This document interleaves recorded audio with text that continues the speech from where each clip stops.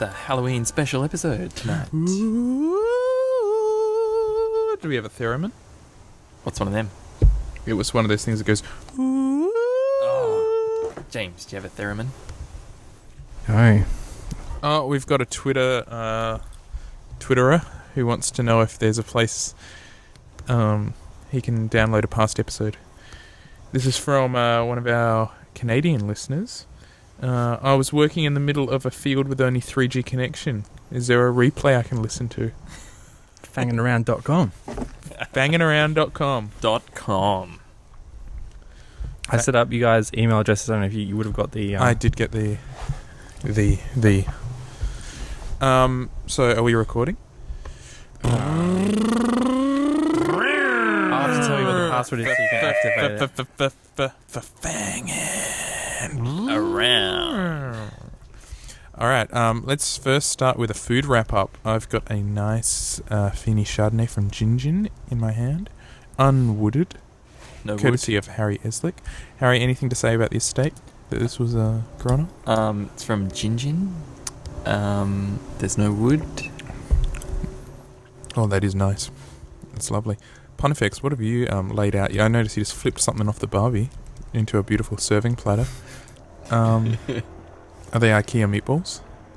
No, they're Woolworths meatballs. Oh, Woolies. With nice. dipping sauce. They come with dipping sauce. They in the come pack, with the dipping sauce? but they don't come with toothpicks. Which is... You can't have... But is it a frozen food thing? It's frozen food, right? No, it's like in the butcher's section. Oh, because I was going to say, if it's frozen food, you probably couldn't keep a toothpick in there. But All right. Well, the thing is that it's really easy to find the sauce section in the... Here we go. Harry's taking first bite. Listen to that. Can you hear that? Get the flavour. I reckon that meatball's fanging around Right in up your there. mouth. It's right up there. Sorry, it's easy to find the sauce section. It's easy to find the sauce section in the supermarket than the toothpick section. So if they wanted to be more convenient, why don't they give us, the toothpicks? Yeah. Or, they should do an upsell. Whack the toothpicks next to the meatballs. It doesn't come with them, but, you're going to want them, and it's an extra $2, and you're going to drop it. Woolworths should hire us as consultants. Shit, yep. I don't know anything about meatballs. I don't know shit about meatballs, man. So there's meatballs, and there's also just a jar of sweeties by the look of it. I can see Oreos, It's Halloween. jelly beans. Halloween special.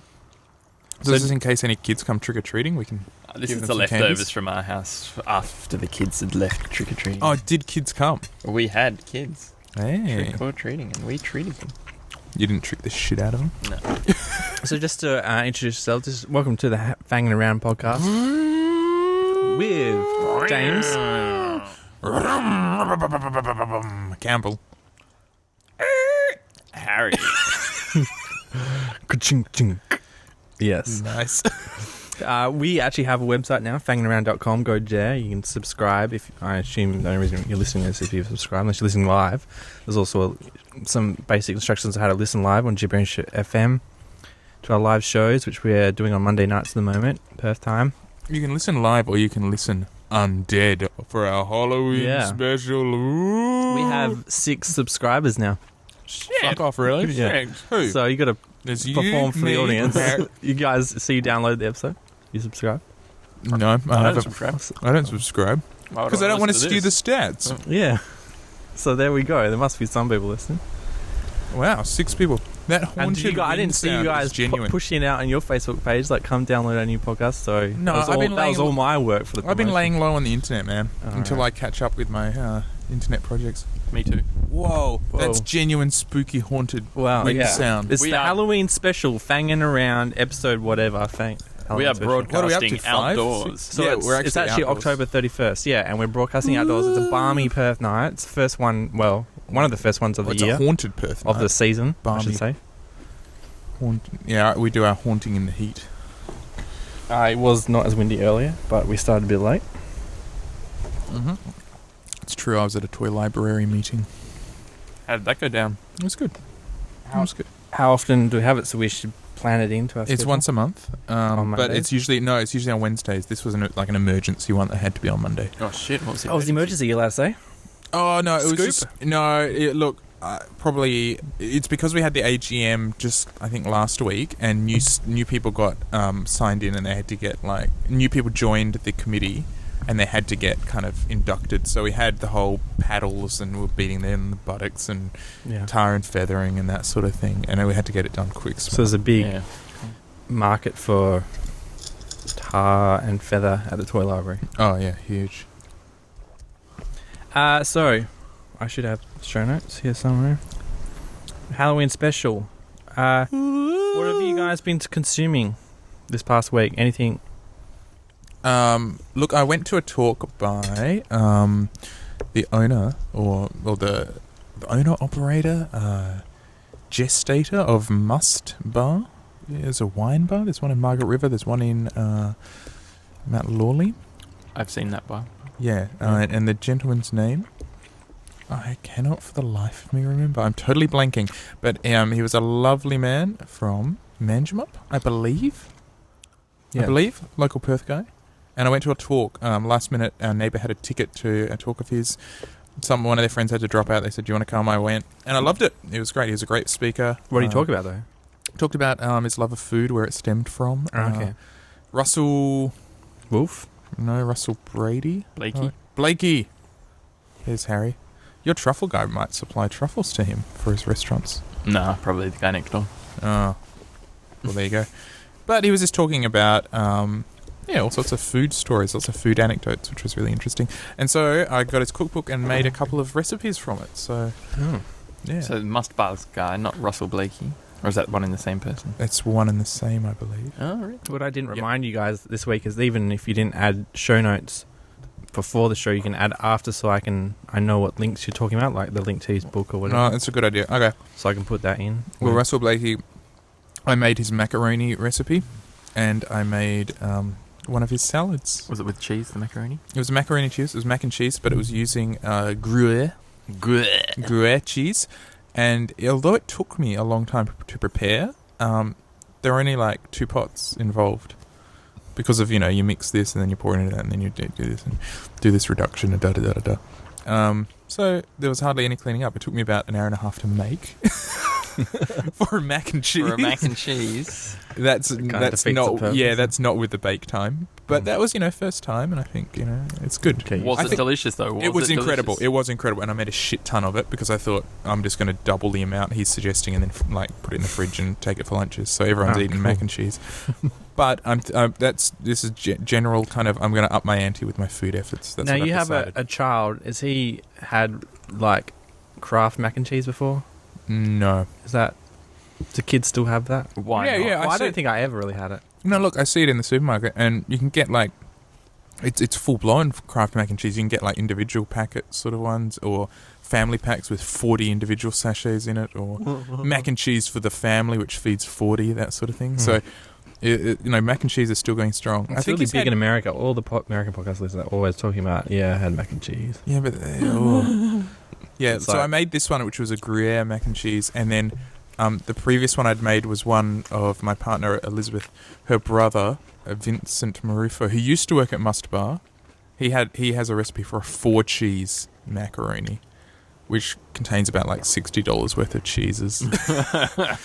But it is incredible, and prosciutto and so on and so forth. Anyway, I've been consuming that, and the last 2 days I've been really fascinated and wanting to find out more about the TV series American Horror Story, but I haven't actually been able to find anything. I saw the. So what advert is for it? that What on TV. piqued your interest? What was the Horror. jump off point? It reminded me of For American Halloween? Gothic. No, I just saw a picture of it and I was like, what is this thing? And then everyone was like, oh my God, American Horror Story. And I was like, oh, it actually looks kind of creepy. And not creepy, horrifying, I guess. I'm not much into that, this whole genre of torture porn or serial killers, because I understand that and there's much worse things actually happening. I was watching some TV recently and they just had, Oxfam had ads for... what was it for the Horn of Africa, where everyone's starving and there's all these kids that look like fetuses that are a year old, Hmm. and I'm like, that's more horrific than the human centipede or anything Yeah. stupid like that. But then there's sort of horror where it's like, well, there's something supernatural, and that's kind of inventive and fun. And Yeah. so I was kind of intrigued by that. I think I've spoken non-stop. Someone else talk. Speaking of cheeses, I think I told you guys. Maybe we talked about it on Segue. a podcast.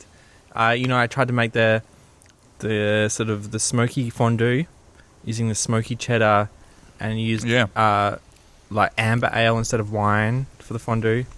I've heard that. Yeah. And instead of bread, we used like Italian sausage cooked up into chunks. Instead of So bread, it's you really used sausage. spicy. Oh, wow. Yeah. How was that? Was that like a It hickory was overload? delicious, but it was so rich from the smoky cheddar, and the Italian sausage is really spicy by itself. But it was actually really good. Was it haunted? No. Okay, just checking. Did it haunt your digestive tract as it went? Coming back it up, it did. So what have you been consuming, Harry? Meatballs. Meatballs? Yeah, that's about it. Not very much. No TV. No iPad apps. Oh shit! I've just been getting into Al Jazeera. I don't know. Oh, yeah. That's where it's at. Mm-hmm. Anything that happens in the world, it's on Al Jazeera. How come why is Al Jazeera so awesome? I think it's because it's free. The only thing I can compare it to is ABC 24. I don't get CNN or Fox or any of those other 24-hour news channels. I think it's because it's based in the areas where the news actually Yeah, happens. so it's a lot faster, and they're not afraid to like throw someone up on Skype, so it can be really low quality, the actual image, but then he's actually saying something that he's right there, the journalist or something. You know? So Al Jazeera. But I mean, I followed what the Japan tsunami. What's that guy that did the trade tower thing? Osama bin Laden. Osama bin Laden. He was killed. The guy with the crazy mustache and glasses. Gaddafi. Graffiti. Followed all the big events this year on Al Jazeera. And really well informed about it. Except for the Queensland. I watched the... It shows, yeah. Yeah.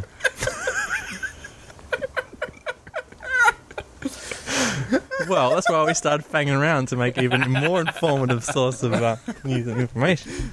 Yeah, move over Al Jazeera. Jimmy's fam's going to broadcast the end of the room. Yeah, we've got your audience in our sights. Yeah. I didn't obviously watch the Queensland floods on ABC 24, but I don't know what else I would have watched on Al Jazeera this year. All the good stuff. Oh, phone tapping. I watched that on Al Jazeera, the Rupert Murdoch thing. What a cock. But yeah, so gets a thumbs up for you. Yeah, definitely 2 thumbs up. Al Jazeera, put that in the show notes. Yep, Al Jazeera. For those who don't know. Al Jazeera English. What does Al Jazeera mean? Does anyone know? News. I don't know. It's a dude's name, isn't it? What is it? I'm putting money on a dude's name. He owns it's his mega network. It's like calling it the Murdoch. Yeah.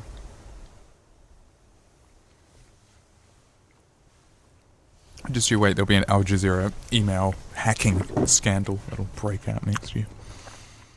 I'll tell you what I watched recently. I think it might have been last night or the night before.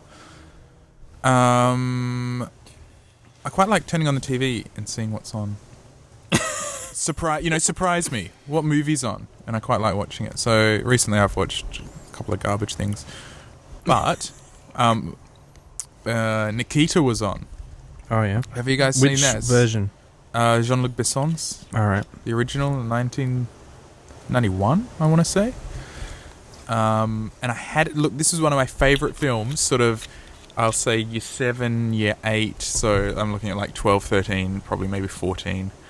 I just loved this film, but I haven't seen it since. So there's like a decade gap, or over a decade gap, between me seeing it and loving it.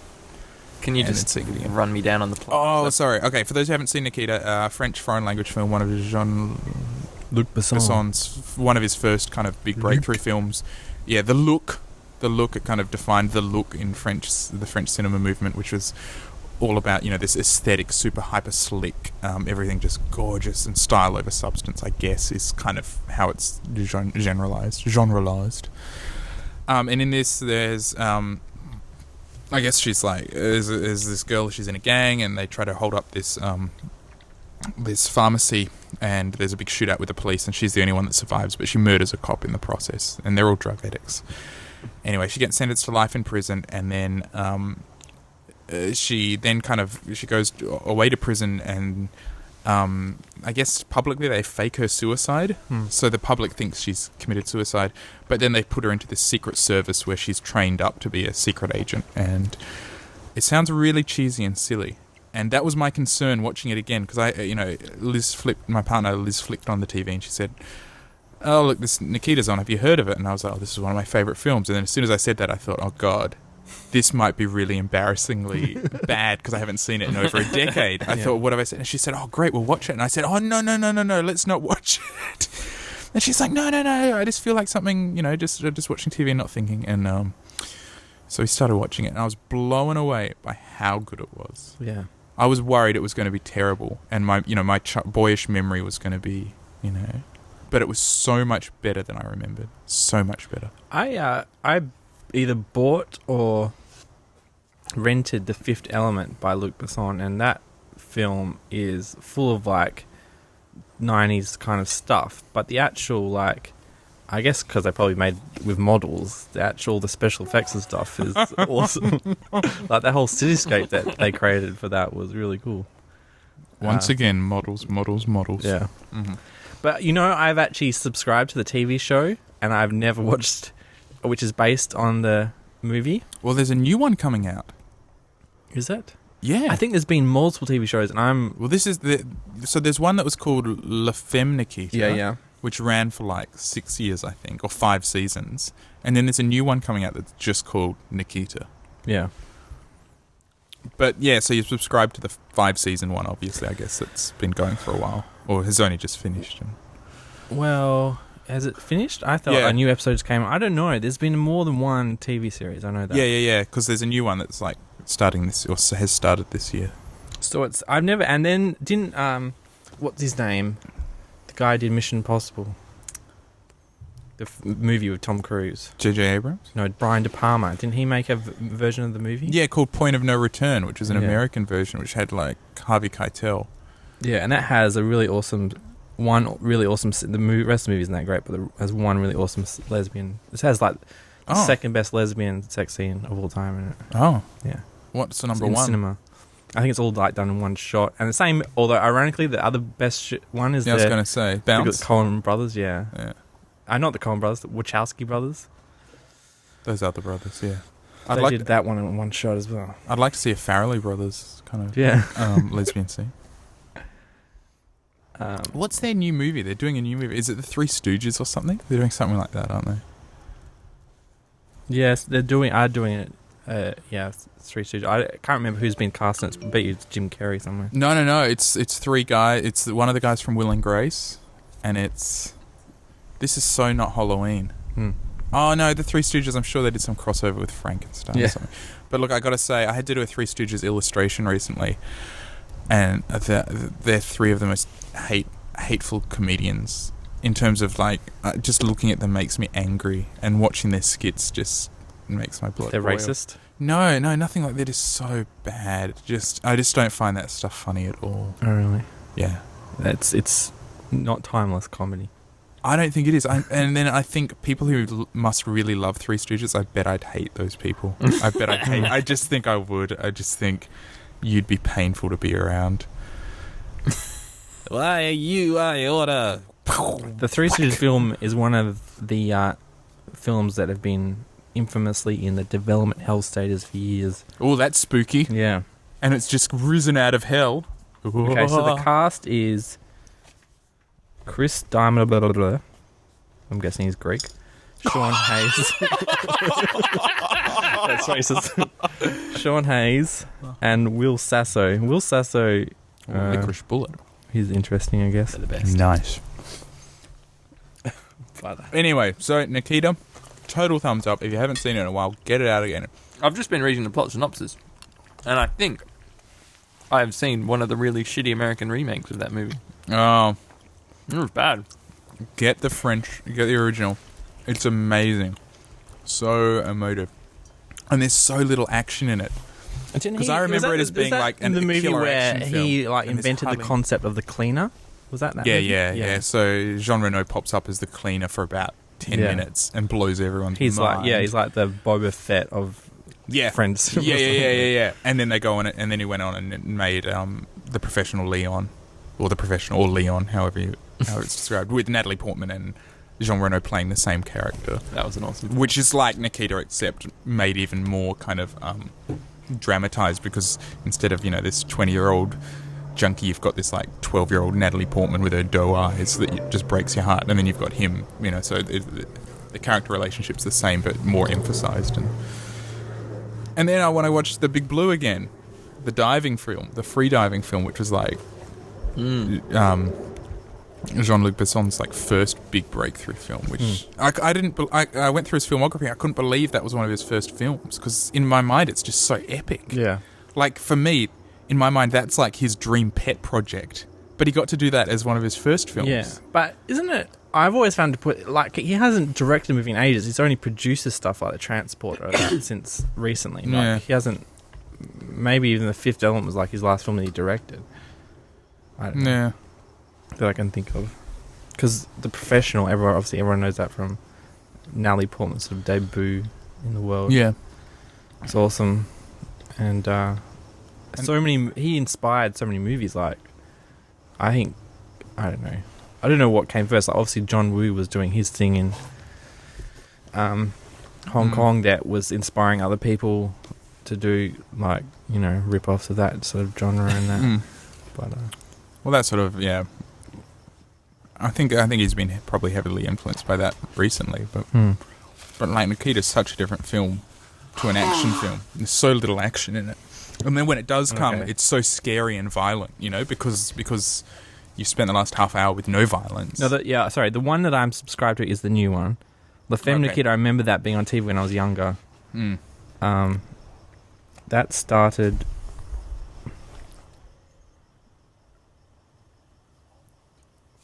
It went from 1997 to 2001, so yeah, we would have just been in high school and pretty much, went through that while we were in high school pretty much entirely. Wow. I wonder if there are any parallels between...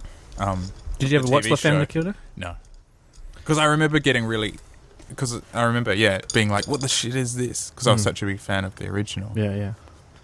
Well, the reason I started downloading it is because other people said it was like kind of okay, and because of TV has sort of revolutionized in the, with so many awesome shows like Breaking Bad and The Wire, and that, I figured that the new one would be way better than La Femme Nikita, because I saw a couple of episodes of La Femme Nikita and I was like, this is kind of weird. But and it was kind of like Monster of the Week kind of stuff. Rather, now TV shows seem to be confident to make a season-long kind of saga. I always thought, Alias was sort of a Nikita-themed... Did you ever get into Alias? No. But the few episodes I saw, I was always sort of like, oh, this is like if they tried to make an American TV show out of Nikita, where she's this sexy spy kind of thing. And that they've amped up the sex in the new Nikita TV show so much. She's kind of sexy in the film, and that's part of it. But it's, they've just pumped that right the fuck up. Yeah. So she's like, a female James Bond going around beating everyone. And yeah. But there's not many like movies that have not only a remake, but have two different TV series inspired by it. Harry, you were saying you're watching Firefly. How are you going with that? I'm totally finished with it. Did you watch Serenity? In what sort of way? You're finished with it? Oh, it's no good anymore? Like, I just watched them all so quickly because it was awesome. Did you watch Serenity? Yep. I think I had seen the Have end you of seen that. it? You know what? I've never seen an episode of Firefly, but I have seen the end of Serenity. I saw it on TV once by accident. Spoiler. I know. Spoilers where the ship crashes and some people die or something. Yeah. I was like, oh, I bet that'll be... I watched it. I saw it on TV and I was like... characters died. Yeah, I was like, I bet that'll be really like full on if you'd watch the whole show.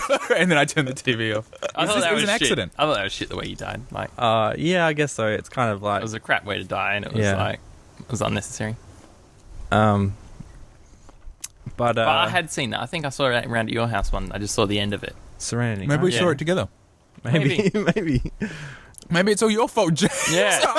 No way I would have shown you the end. No way. But it was good because it was getting pretty scary and like, I don't like scary movies. So when it was getting scary, I was like, oh, I've seen this. That's cool. The worst thing I ever seen, I couldn't quite remember the end, so it was still my like, mum exciting. is the worst person. She's one of those people that reads the last page of the book before she... My mum does that. She reads a third of the book and then the last third and then the middle. She does it with like, but she reads primarily murder mysteries, you know, like a bit of stabby, in out. And so she reads up to the point where she thinks she's figured it out, and then she'll read like the last quarter of the book and then fill it in. Like my mum flicked on. She was like looking for something to watch, and she flicked on to, she flicked onto SPS, and what it was playing was, I can't remember the name, but whatever Vanilla Sky was based on. It's Open Your Eyes in Spanish. I can't remember what it is, but it is like one of the most famous twist endings in film, and so she just watched the end where they reveal a twist, and she's like, "Oh, I don't see why everyone raves about this film." And I was just like, "Oh god!" So since then, I've never shown her, and she hates it. But I'm just like, "It's your fault." I've never shown any of my scripts or anything. Like, if I make a film, I don't even mention a word until I've actually made the film, and then she's always like, "Oh, you never show me what to do. Why should I, give you free rent when I don't even know what you're doing?" And I'm like, "Well, because of that moment, I lost complete faith in you because you watched the end of this thing before your own mother." And I was sitting there I was watching it going, "Don't turn it off, turn it off." And she's just like, "No, I want to watch a movie." But yeah, White ones are nice. What's that? The white jelly beans are nice. sorry if you're going to watch that movie and now you expect a twist ending, but Yeah, that's almost worse if you Yeah. know there's a twist ending. Ooh. Because then you're waiting for it and you're second guessing everything. James, I've totally lost all respect for you. Oh, Sorry. you've ruined it. I'm sorry. Because I remember I was looking up some film that had a twist ending that I knew about. It was, I can't remember what it was. But then I was on Wikipedia and I clicked on twist endings and it had a big list of films with twist endings that I accidentally saw, and I was like, the list. oh no. I was like, what if I one day see that and then I remember? But I can't remember a single one on the Now, list. the craziest one, the one that's... Oh, wait. blew me away. Yeah, well, you're going to... Spoiler alert. Spoiler alert. Don't Spoiler even alert. listen to what he's about, the film title. Skip ahead 10 minutes, Yeah. Not that we're probably even talking about skip, but just to make sure. Anyone who hasn't seen the film that James is about to name already. Yeah. Okay, I'm going to say the name of the Skip film ahead. now, so that I'll give you an extra chance. Yeah. I think it's Drop called it on us. Boys Don't Cry. You think? Yeah. But I don't think that's got a twist ending. Are you thinking of the crying game? Yes. Well, Boys Don't Cry has a twist as well, sorry. It's got a twist, but it's like you're in on it from the start.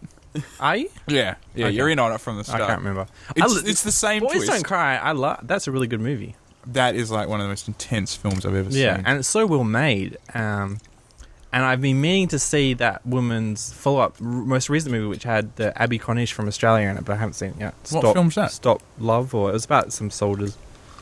Stop Go had like Abby Cornish and Ryan Philippe, and then she had an affair, and that broke Ryan Philippe and Reese Witherspoon off, and so it was like, oh no. Oh, in real life. Yeah. But yeah, what's it? The Crying Game. That movie's been spoiled for me so many times, How can you watch it now? but I did not expect what kind of movie that was. I expected it to be like Boys Don't Cry, like a simple story about this guy falls in love with a woman, and am I spoiling it? No, I've seen it. Oh, yeah, and then turns out to be a man, right? But it was nothing like that. It was all about the IRA and stuff like that. And I was watching going, have I hired the right movie? Yeah, I remember watching it. And it's so weirdly made. There's all this like soft focus and Yeah. And it's like, is this a It's film about the weird IRA production, or about Yeah. gender roles or about... it's the weirdest film I've ever seen. It feels like they kind of threw two films together. Like they had two scripts, but Yeah, yeah, only yeah. budget for one, so like, we'll have to somehow just collect this mesh them together. It doesn't. So that was like, at least that movie, there was so much more to it than at least the twist, because I was just like, what the hell is this movie the whole time going? Yeah. But I think, And so, like, every woman I was expecting to be a man because I didn't know which one was the one that was... which was one of the guys. Yeah, you really get your guard up, don't you? But then I recognised the actual one that turned out to be because that was the guy from Stargate who played the very feminine character in Stargate. Samuel Jackson. No, the Stargate movie. Lawrence Fishburne? No, the Egyptian god guy in Stargate. The movie with Kurt Russell and James Spader. Ah. You know, it comes down in a pyramid and it's like, oh, I'm an Egyptian god. Yeah, what's his name? Ra's al Ghul. Is the Stargate website still open? Like the original? Because that was the first film to have a website, wasn't it? Like an official website. I know I went to... Did you go to the Space Jam website? I was trying to show someone the Fountain website. Was it you? I don't think so. The Fountain with the... Oh, no, I know the Fountain. Using the microscopic image of fluids to show space. And they used to have those screensavers you can download. And someone was telling me how they... I don't know who it was. Maybe it was your mum, actually. She was telling me how she was trying to do some craft thing involving fluids and water. And I was like, oh, I should check out the Fountain website. I don't know. I don't know if that's still around because that's probably like 6 or 7 years old now. Maybe, but the Space Jam website was still running. Oh, yeah. Do you remember that just recently? Someone came was like, back out. hey, hold on. Oh, my God, it's still there. Yeah, and you could download the trailer for it and everything. Yeah. It was still running, and it looked like a kind of GeoCities I think that's because it's Warner Brothers. I think Warner Brothers keeps up all their old websites, like the Fountain and whatever random stuff there is. Oh, they should. It's great. I mean, what's it costing them? Yeah, none. I wonder if I think the trailer matrix.com is still there. Oh, and yeah. then that's like, what is the Matrix? I don't know. So we haven't even left the what are we consuming episode section yet. No, we're well behind. Okay, so it's a Halloween special. Ooh. What are our thoughts on it? Have you ever celebrated? You ever done anything for it? Did you do anything this year? I went to work. Went to work? I think once. No, I've never celebrated it. I don't think. Do you feel you're a lesser person because of it? No. Did you used to come trick-or-treating with me, James, like down on Ray Street? No. Really? Well, maybe I did once, but I would have remembered if we'd done it. There was a couple of years it was pretty big. Yeah, well, I guess if you're in that sort of community where lots of people do it. Yeah, I remember. I've definitely given candy to Ray Street kids that have walked around to our street. And I don't know if they knock everyone on Galway, or they just know that we're a community tea family, so they knocked on us, but... And then we gave them music bars because, of course, like we discussed in last week's episode, that's all we have had in terms of treats. Because we went once. We could have tricked them. Yeah. Dumped a shit in their hand. And my mum and dad they don't believe it at all because it's like, oh, it's American. We don't celebrate that here. They're very anti-American. Some things in America are cool. Well, I do feel that it is such a creative holiday. Like, if you... I only see it tangentially from, like... Transcendentally. I must have celebrated Halloween because I was in the States while there was Halloween. And I can remember sitting on the corner street and all the Halloween kids walking by and them looking so goddamn cute. But, like, so many of them, like, they're not dressed scary. They're dressed like Dora the Explorer or Spider-Man. And I'm like, you know what blew me away? Boing Boing recently had a list of, and we'll put this up on our website, although I'm sure everyone reads Boing Boing anyway. Had this like excerpts from a book on early Halloween. It must have been almost like turn of the century, like 1920 sort of 1910 photos of kids in the States celebrating Halloween. And I tells you what, that shit's scary. Like those kids, they were like farm kids, and they had pitchforks and just some weird like crepe paper shit over their face, and they look scary, like proper scary. And they're all sitting around drinking tea and like looking freaky deaky. But now it's just all kind of Power Rangers and stuff. We just don't have in Australia. I feel like, but at least it's kind of creative. Everyone gets dressed up and they're in this community where you go out the streets, everyone feels safe, and if you're older, you get slutty and drunk and in an outfit, or if you're young, you get candy. If you're adults, it's kind of like a second Christmas party where you can snog someone from work and get away with it. But we don't have that in Australia. Like the only we don't really celebrate Halloween. Obviously, a few kids will walk around and try to get candy, but that's about it. Their only motivation is to get candy, not to be a part of something. But we've got Australia Day. Everyone dresses. Okay. You know, everyone takes the flag and turns it into clothing items. Yeah. You know, like capes. So that's it. Sombreros or ponchos or G-strings or bikini tops or bracelets. You know, there's so much ingenuity with one flag. See, I thought you and a limited I thought palette. you would be all about Halloween because it's a chance to like dress up and be creative and. Oh, look, I think No, I love the idea of Halloween. I just think. No, I guess I just too commercial. Like they're not. Sticking to the try and be scary theme. Look, I think it's really cool to try to be scary thing, and I think it's really cool the sort of pagan ritual element of it, and I think it's really cool. Yeah, the candy and the tricking, and going out and posses in the street and kids everywhere. But I guess because I'm so excited by those creative and spiritual kind of elements and community elements, when I see a kid who's just been bought a Power Ranger or a Dora the Explorer mask to wear, I think that's a bit disappointing because that child isn't achieving their kind of full potential of creativity. So I'm agreeing with you. Yeah, the only time I ever remembering like people going out, kids going out at night and doing stuff, and was like New Year's Eve, and what was I going to say? Australia Day. Maybe Australia Day. That's what I was thinking. Maybe that's what I was thinking. But where you go out and you explore the world. And sorry, that's what I was going to say. The only other time I felt like I was out in the city, like there's Perth, there's a reasonably conservative city. Like we still have some sort of town mentality. Like we're not all trying to stab each other. The only other time I ever felt like walking around the street and felt safe and felt like I was being a part of something bigger was like when the Eagles won the grand final in 2006, like walking around the city. Was that when they launched Pepsi Max? No. But when the Eagles won the grand final, you go out that night and everyone's just like, oh my God, hugging and loving each other, and it's so like friendly environment. Everyone's like people having parties on balconies and they wave down to you if you're walking past, or it just felt like this real sense of community. And I feel like Australia, even though a lot of Australians are so like, oh, we hate Halloween, we just don't have anything like that to bring the community together, kind of, so to speak, on a large scale. Yeah. Obviously, I know towns have their own shows, like their version of the Royal Show, which obviously are big events that bring the town together. But in the city of Perth, we just don't. I feel like that kind of event could thrive here, but if we had something like that, but then you can't manufacture things like that, you know. Yeah, I know. I mean, the only other Australian Day holiday we have that's sort of unique to Australians is Anzac Day, and that's all about. It's depressing. Yeah, depressing.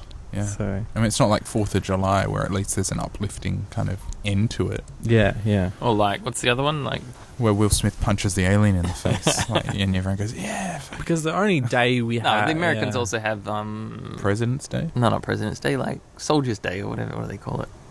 Oh, do they? Yeah. What is it called? I can't remember. I know they have Martin Luther King Day. I don't know if they do anything for it. No, it's called like. No, it's not Remembrance Day. It's like Thanksgiving. It's like their version of Anzac Day. It's not Day. Thanksgiving either. It's like Thanksgiving though. It's like what? Well, what have we got here? We've got Anzac, Queen's Birthday, Labor Day, Easter. Yeah, but Christmas. Labor Day is kind of a big deal because it's a long weekend. But Queen's Birthday falls in the school holidays, at least in WA. So, as a kid, I never appreciated it. And now, as an adult, I never appreciate it. Oh well, it's a bit of a farce. I mean, any holiday where you can just move it around willy-nilly, I think is a bit of a joke. Well, this is the first year they moved it, isn't it? No, but it's not even on the Queen's birthday though. No, that's right. Yeah. But that's probably because it was on the King's birthday at some point, or Queen Victoria's Day. At some point. Okay. And they just don't want to change it, so they kept it, even though. I had never thought of that. But see, Federation Day is obviously the 1st of January, so though that day is already the 1st of January. I wonder what the day that Kevin Rudd apologised to the Aborigines, whether we could milk a sorry day out of that. Yeah, or just a reconciliation where everyone Australian loves each other, and it's not all I'd vote on totally racist like Australia Day is. Yeah, I'd vote to get rid of another I wonder holiday. if Kevin Rudd actually thought about it when he chose the day to do the apology, whether it was like, well, one day this could be a public holiday. You know? Well, I reckon that should be a holiday over Labor Day. What is Labor Day? I don't know. Is there a Liberal Day? Something to do with like unions getting together? Yeah, something, like... Labor Whatever. Day. It's like a world. It's like an International? international day. Oh, of Like what? 1st of May, May Day. No, but in Labor Day, no, Labor in Day America, isn't is in a 1st of May, different is it? time. I don't know. Or maybe it's because I think 1st of May maybe is WA Day. No, So we first don't- First of May is May Day. That's the international big Oh, May communist Day. workers' day. We do have WA It's a big- Day, it's a big but no one celebration. celebrates because it's in winter. I think that is the big the big celebration in Russia is May Day. Whoa, One of what the did really you just big bite ones. into? I don't know. Crack a tooth? James, it's a lemon sherbet. You're not meant to bite into it. You're meant to suck it. Well, I don't know what it is, so I'm just Oh, going how do you for it. not know what a investigating lemon sherbet is? That's why I haven't picked one up. I It didn't didn't look like lemon. I recognize thought it it. was like a nut. Had a nut inside. It looks exactly like a lemon. It's suck it shaped from like now a on. lemon. No, I'm gonna there's grab no one point too. now. You've ruined the surprise. I mean, I'm sorry. the experience. Well, that's what happens when you're the guy that's on the front line doing. Well, I think that's everything I want to discuss about Halloween. I think it's Veterans Day, the one I was talking about in America. They're all like, yeah, the veterans, they're awesome. Yeah, but that's kind of like Anzac Day for us. A little bit. Anzac Day's so Anzac Day is a bit mournful. more depressing, though. Yeah, you're meant Veterans to Day, get they're all pissed, like, though. yeah. Are you? Yeah. You get And to play play two two up? That is the best tradition ever. That's a bit weird. No, it's awesome. I like it because it's the tradition, but a bit strange. Love a good tradition. Yeah, we got a 2-up set in Canberra, remember? Did we? Yeah, because we were there for Australia Day. No, Sorry, Anzac Anzac Day. Day, Sorry, yeah. And we bought a set, and we gambled. I remember Fred bought a bouncy ball. How long did that last? One bounce and it went in the gutter? Yeah. He never lived it down. He never lives anything down. I don't know if Fred's listening to this, but I doubt it. I want He's you to- enjoying his European no, but I vacation. think he should record like a micro podcast and send it to us, and we can post it into the episode. So do I. You know, be like, hey, I'm on the top of the Eiffel Tower. I'm having an awesome time. Even if that's it, that would be awesome. You know. That's Send us true. a soundbite, Fred. He's got an iPod Touch. Use the voice memo recorder and send us a soundbite. I broke it. I couldn't- Gabble. Okay, so this is the all my dicks are coming section. What? Does this tie in with the crying game? Do you need like a little theme ditty to announce this section? If you're a ditty maker and you would like to send us ditties to put in, please do mailbag@fanginaround.com. But okay, did you guys check out these links? I did. I don't have the show notes in front of me, but I checked all the show notes. So You what's saw this the Lego section? man, the giant Lego man that Yeah, I washed saw up, that a while ago. The Yeah. anonymous Lego man. and no one knows where it came from. Like, how can you? How can you hide that shit and then Yeah, sneak it down to a beach? how can you manufacture it and then? I think it came from China because like the English on its shirt is really bad. Yeah. I'm I'm not just saying saying. again. You are no more people than me. Or something? This is my conspiracy thing. I think it's a Trojan horse. It washes up shore. People are like, oh, this looks cool. We'll put it in some theme park. Oh shit! It's got like At a some nuclear point- bomb inside. Or, Yeah. It's some probably got a Chinese- dirty bomb. These Chinese would jump out and go, And holy shit! how's your father? Well, you know what? they'll take over. They flew a plane into a building and banned everyone's shoes. Yeah. Well, what's going to happen if a Lego man blows up like Manhattan? Gonna ban Lego. Yeah, and men and men. plastic. Plastic's no longer allowed. Tragic. If you don't know what we're talking about, I'll put it in the show notes. But basically, this giant plastic Lego man that looks like an exact replica. Like, it looks really well made from the photo. I don't know if that's a real photo or not, or someone's But it's done like the what, 7 foot something, 8 foot? Yeah.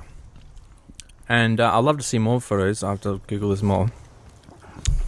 Yeah, I want to see if Just there's float any it up with sea some real damage. I poor want to. English. I want to see if it's like if it Yeah. actually spent time at sea or whether it just Like got it's dumped floated on the over an beach. ocean or just from another bay. You know?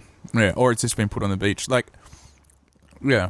And so Lego has denied responsibility or ownership of it. Do they manufacture? They must. I mean, manufacture surely, that. yeah. I mean, Lego. Surely they wouldn't have English like that. That quality of English. Where it says the English says no real, then you are. No real, then you are. Maybe it's a prank because that's a bit of a like a. I'm guessing they mean it's no more real than you are. That's what they meant to say.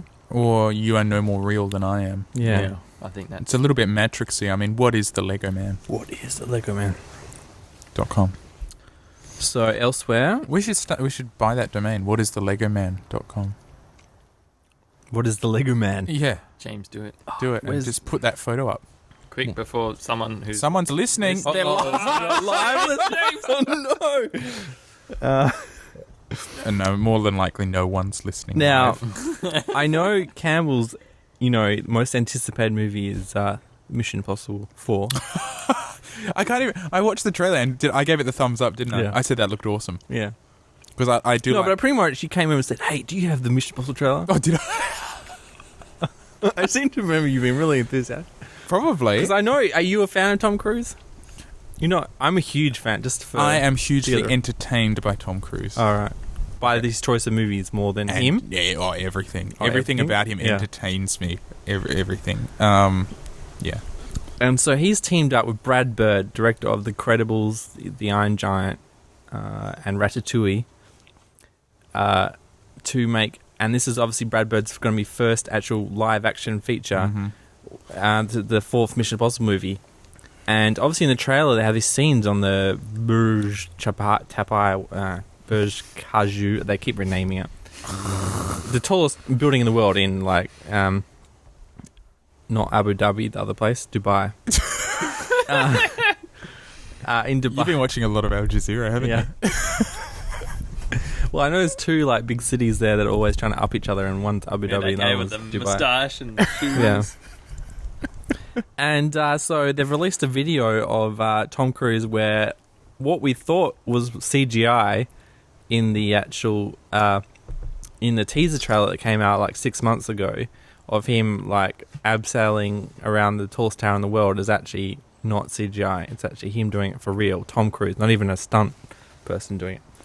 He's crazy like that. It was pretty cool. I was impressed. Yeah. I hate to say So you're not a Tom Cruise fan, Harry? it. No. I'd say I was entertained by Tom Cruise. Hmm. Yeah. But do you like him as an actor as well as his choice of movies? The movies he makes are entertaining and Yeah. cool. They're not anything highbrow or anything like that. He's but, like a smaller, classier Nicolas Cage who still makes really stupid movies, but could really be making any movie he wanted Yeah. to. yeah. Like Nicolas Cage, he actively pursues B-grade films. I reckon. Does he, or is he just shit? No, I reckon he's I want to be in National Treasure. Yeah, I want to be in The Have you Sorcerer's seen Apprentice National or whatever. Treasure though? Because it was pretty good. Was it? I'm gonna have to check it out. Harry's recommendation. Wow, thumbs up. Harry gives. That should be a new segment. Harry's recommendation. Yeah, Harry's thumbs up. National Treasure. No, it's just it's really cheesy and trashy, but it's cool. But that's the thing. Cool Nicolas Cage action, knows that. He's adventure sort of thing. yeah, because he did a stint trying to be serious. Yeah, well, he was leaving Las Vegas. Okay, and- have you guys seen on him it. in Bad Lieutenant? He is so good in that.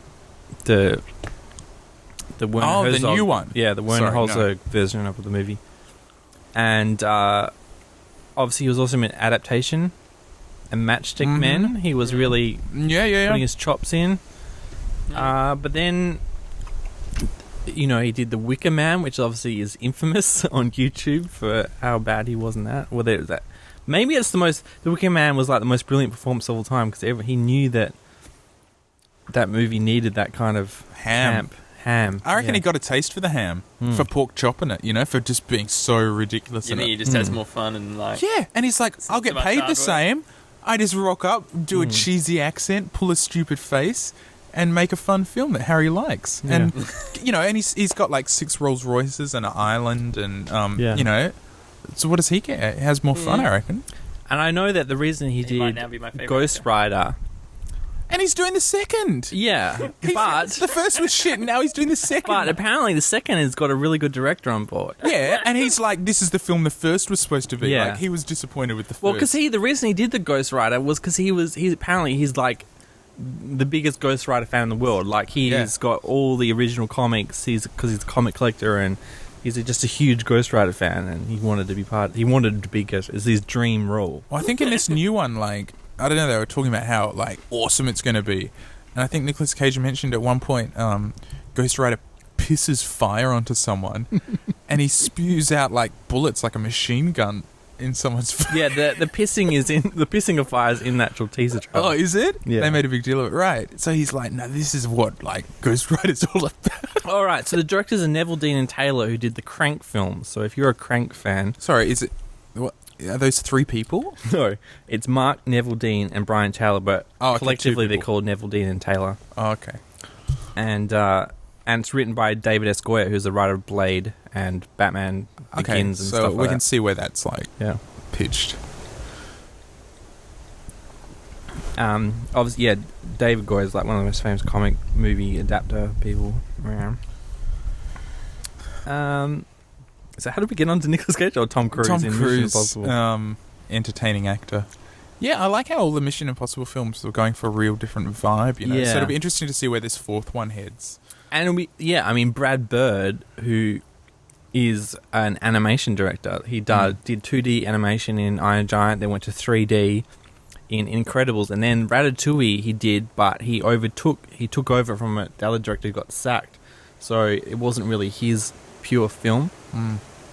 So yeah, but you know the thing I noticed about Incredibles, if you look at the actual shots from a photography perspective, that was the first Pixar film when they really said, hey, we are doing this in CGI, we can put the camera anywhere, you know, and do anything with it. Even though like all the Pixar films, and I guess maybe it's a part of the success of those films, was they tried to replicate real shots but in a CGI environment to make it so kind of the audience to connect with it. But The Incredibles was the first film where they stepped out of it and said, hey, Brad Bird's like, hey, I can direct this film from any angle, blah, blah, blah. And I wonder what... So he did some insane shots in that, and it would be interesting to see what he can take from that into the real world, whether he's going to be struggling against that, where he can't do any shot he wants, or... But I think, you know, he's probably almost at the... you know, with CGI and whatnot, you're almost at the stage where you could do pretty much any shot that you I know, want. but then obviously, you know, Tom Cruise is kind of being probably the producer on the show. And he's like, I want to climb this building. yeah. And Brad Bird's like, no, we'll just do it in CGI. It'll be quick and easy. Yeah, yeah. And Tom's like, no, get me up there. Yeah. And what are you going to do? And in the video that we linked to, it's like Tom Cruise like flies around this building that's like a mile in the sky, and then Brad Bird's like, oh, that was great, can we just do that one more time? And Tom Cruise is like, okay. Just risk my life for this movie. But Tom, yeah, he loves a bit of it, Tom. He loves a bit of that stuff. Bit of that action. Yeah, I've lost the show. I think I read something. Mark Wahlberg kind of scoffed at him doing it and said it wasn't him. So I don't know if Mark Wahlberg said that after he saw this behind the scenes clip or before. Well, I mean, I think Tom Cruise is trained and all that stuff, so I'm guessing it's not like he's actually doing anything risky. He's just abseiling, which doesn't really matter whether you're 5 meters off the ground or a mile off the thing. It's just the same risk, really. Yeah. No, that's very true. So the fact that he's actually doing something that requires a rope anyway, it's not like he's parachuting out of the building for real. Or maybe he does. We don't know. Who knows? Okay, I've lost the show notes. I don't know where we're... I think we're next. Oh, I don't know. Oh, shit, this show's falling apart. Oh, no! It's James's corner. Dug out my old Tonka truck. Yeah. So I've been doing, for money, I've been helping... Like this past couple of months, I've been helping my parents do a bunch of sort of labouring jobs. I did some landscaping, and then the neighbours decided they want to replace the fence next door, so I've been building a fence. And I dug out... In the process, me and my dad dug out my old Tonka trucks, which I knew were there. Like, if someone was like, oh, you've got to find it in 1 hour, I would have gone to that exact place that we found it. So it wasn't like they were completely lost. But they just got... You know, we have a bit of a jungle going here on each side to create some privacy between the houses on either side of us. So they do get lost in the environment. And I was just going to say, did you guys have Tonka trucks or anything like that? Did you have, like, vehicles when you were growing up? I think I had a Tonka truck, like a yellow dump. Were you into, like, construction as a toy, or did you go through that phase where you're like... I must have. Because I also had, like, a grader, and...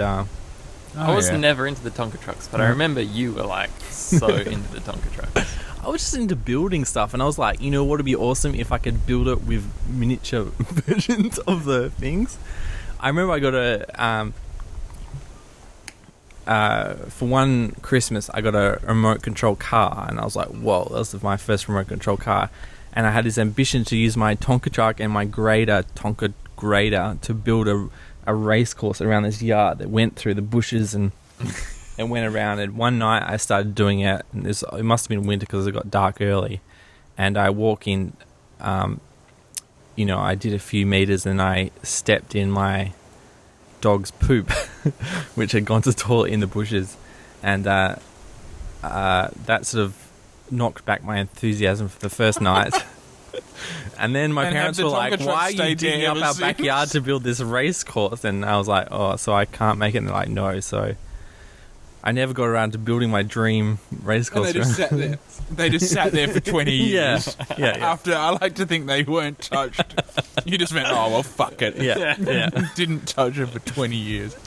You were so into like graders and shit, and like, I honestly didn't know what a grader was, and I couldn't work out why you'd want one. Like, just looked like this stupidest looking truck. Like, for those people just tuning in, me and Harry have known each other since we were like 4 years old. So he's been following my crazy antics. A dump truck you can fill with shit and you can move it Yeah. out. Like a grader, You can dump it. You can dump it anywhere you want. Like, But grading isn't such an exciting activity. Yeah. No. Dumping's exciting on any scale, but grading... I just couldn't work out why you would need one of those. I wanted to build a anything. road. I wanted to build roads. And But have stuff like that. you ever seen an actual In my grader at sandpit. work? It's slow and boring. Like, It's better than a dump But truck. what, though. if you're a kid, what other you're thinking the other way Tonka around. vehicle would you want to build grader's cool. roads in your oh, sandpit? what? You were just bagging out on the grader. No, when I was a kid, I was like, shit, what on earth do you do with that thing? But Yeah. now I'm like, man, that's cool. You can like put it at any angle you want. You can like, Grade ship. I was also not allowed to use. Harry was, but I was not allowed to use rollerblades. I wasn't. This is my dream to have rollerblades, and Harry was that had I totally had rollerblades. rollerblades. Yeah, and so there was a big conflict between my mum and his mum because every birthday and Christmas for like 3 years I wanted my number one list was rollerblades. My mum was like, no, you're not having rollerblades because some kid probably died on them somewhere in the news. And then Harry got rollerblades, and so got a, and was there a big rift between your parents? Probably because Harry had rollerblades, and I remember going over to sleepovers, and I would get to use Harry's rollerblades, and then my mum would find out from his mum that I was using rollerblades, and I would get in trouble. And but one day I was like so determined. I was so determined to. Rebel against my mother that I was like, hey, Tonka truck, right? The thing in the back is the perfect space to put your foot in. If I strap the Tonka truck to my foot, this path here where we're actually recording right now used to be a slope from there to the grass rather than this. Now the slope is just over there. So you could sit on this Tonka truck and strap yourself in and try and roll down the hill. Because I was that desperate to be like on the move with my feet. But Is it because we went to see Airborne? Airborne was a big part of it. Airborne is like, top 10 favourite film. That was one of the best movies. Flat out, like eternally. Have you seen Airborne? No, I haven't. Oh, Campbell. But is this like Yeah. me having seen Nikita and being a bit unsure about how good it is? Nah, this was awesome. Is this going to be I as saw good? it again recently, and it sort of holds up. It's such a it's the quintessential 90s film, I feel. So you got roller skating? Yeah, rollerblading. Sorry. Was there hacking? Don't think there was any hacking. Was there a bit of computer But stuff? it was very much following that sort of Probably. hackers genre of kids getting together and doing stuff, but instead... And rebelling against the system. Yeah. Yeah. And, like, the logo of Airborne is the most 90s logo there is. It's like that kind of drawn on, like, crayon Airborne written with crayons with different colours. And And a bit of diamonds and zigzags. It's, it is totally epic. James, can we interest you in a Oh, I'm drinking the red. shot? The Shiraz Cab. Sick, yeah. Just one cab? Sorry, I'm looking at that Shiraz Cabernet box. Yeah. And in the bottom right corner, there seems to be a picture of 5.5 bottles. Yeah. Or is that 5.5 standard drinks? Or No, 5.5 bottles. So They're saying each there are- bottle is 750 mils, so this would be equal to 5.5. they're saying there are 5.5 bottles worth of wine in It's there. saying there are Wow. 5.33 litres bottles of wine in there. Wow. Yeah. I'd never seen that logo before that. That's value. Yeah. Well, it's clear. It's evident. It's, made apparent to you right there how much better value that is. Wow. I feel like a fool for drinking Yeah. this unwooded wine. So I've sort of been talking about my own stuff for the moment. Do you guys have anything for your corner? Any concepts you'd like to discuss? Harry? I know Harry's got some things on his mind. I don't actually. We were talking before the show. Give us an update on your car situation, Harry. Is your car dumped? I suppose it is Fangin. It is Fangin. It's And Fangin. last week we were talking about your car and how it had broken down and was still running. Well, actually, it's still running. And Dun, dun, dun. it actually, I haven't made any progress. I haven't booked it in to take it for a service. I pretty much haven't done anything apart from drive it and occasionally check the water. Is the water level remaining constant? The water level is remaining fairly constant, which I'm a bit disappointed with because that just means the car ran out of water because I was an idiot and didn't check the water level. Yep. Okay. So So you must be happy that it at least didn't get any feeling real pretty stupid. serious damage from them. Well, I don't know if it didn't. I had needed to take it to the store to make sure he... Yeah. So you haven't actually taken him for a checkup yet? No. Too lazy.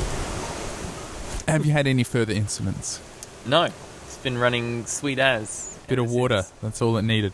Bit of It's water. like a plant. Yep. Got to keep it hydrated. Bit of water every now and again. Yep. Petrol, oil, Water. water. Cars work. Boom. Boom. That's how they go. Do you guys check the pressures on your tyres? Whenever I go down south, I do. Oh, okay. For a big drive. Well, it's like 2.5 hours now. It's not to get head down south. It's it's a tiny drive, but I do everything. Check the tire pressure. I check the oil level and the water level, and I fill the car up, and I clean all the windows and vacuum the car, and then we head off. Yeah. See, I used to do it every time I go down south, but like I go down south so often. Yeah. So like every time I check, it's like, oh, nothing's happened to the tires. Oh, still water in it. Yeah. What was the point in that? Yeah. I'm just not much of a driver, so I just don't think of that. And but when my dad comes to visit, he's like, "Oh, I'm going to check the tires on the cars," and he's always like, he came up the other day and he was like using hand pump to like hand pump. What the fuck? And I wouldn't even know. Like, how do you tell when your tires are? I don't know done? I don't know. You have to check it with a little not a guide. thermometer, but whatever the equivalent is for air pressure. Yeah, I what guess? is it? A PSI gauge PSI or whatever. gauge, Yeah. I mean, when you go to the service station, that's with the air pumps have that. So you Because just to flip it me, on. your tire's either flat or it's not. Yeah, but you can No, change it. There And is a middle ground. Yeah. Okay. Well, this is But there's a huge difference between those like upper kind of 3 points of whatever to do with PSI like or fuel whatever. efficiency and Yeah, stuff like and that. grip and handling and all of that Handling, stuff. yeah. Yeah, so Well, I should know this from watching Formula One. And all that Yeah, kind if you've got them all really pumped up, it does make a huge difference. Or as pumped up as they're supposed to be, it does make a difference. You can feel it, or I can. But I just like to be on top of it all the time. So, Campbell, what's in your corner? In my corner, I've been. This is probably terribly cliche, but I've been watching a lot of TED Talks recently. Oh, yeah. As I've been doing that's illustrating. So cliche. Everyone on the internet. I watches it. know they've got millions of views, and everyone just like links them and tweets them and Facebooks And them a lot of likes them are them. just not even that good. Yeah, I tend not to watch the 8-minute or like the ones that'll. I tend to only watch the 15-minute ones because that gives me enough time to do like a little illustration.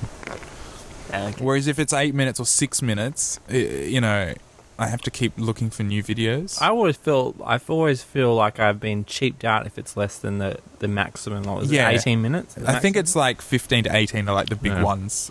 Yeah, and I think, look, if Ted doesn't feel like this person's worth 15 or 18 minutes, then what am I supposed to think of that? What am I supposed to make of it? Yeah. So What are is some it, like good a talk? half Ted? What is this person, like worthy of 50% of my attention? That's true. I've Yeah. never thought of it that way. Yes, I don't is even there any watch you them. can recommend that we could put in the show notes? Because I'm always looking for ones to recommend. Because there's so many. It's really hard to find a good TED Talk. That's what I think. No, Because sometimes I think that's there a are some lie. gem ones. How do you do it? Tell me how to search for good TED Talks. I just watch them all. I watch so many. Really? You Yeah. find the good ones. That's what you have to do. I used to watch them all, but then I found so many that are like all about sort of esoteric. I don't know if that's the right word, but just Yeah, I mean, not all of them are relevant to me, and sometimes I watch them and I don't get anything out of it. But I've still, and I think, oh, maybe I'll watch that, or I'll file it away in my mind for another time some of them are definitely more interesting than others.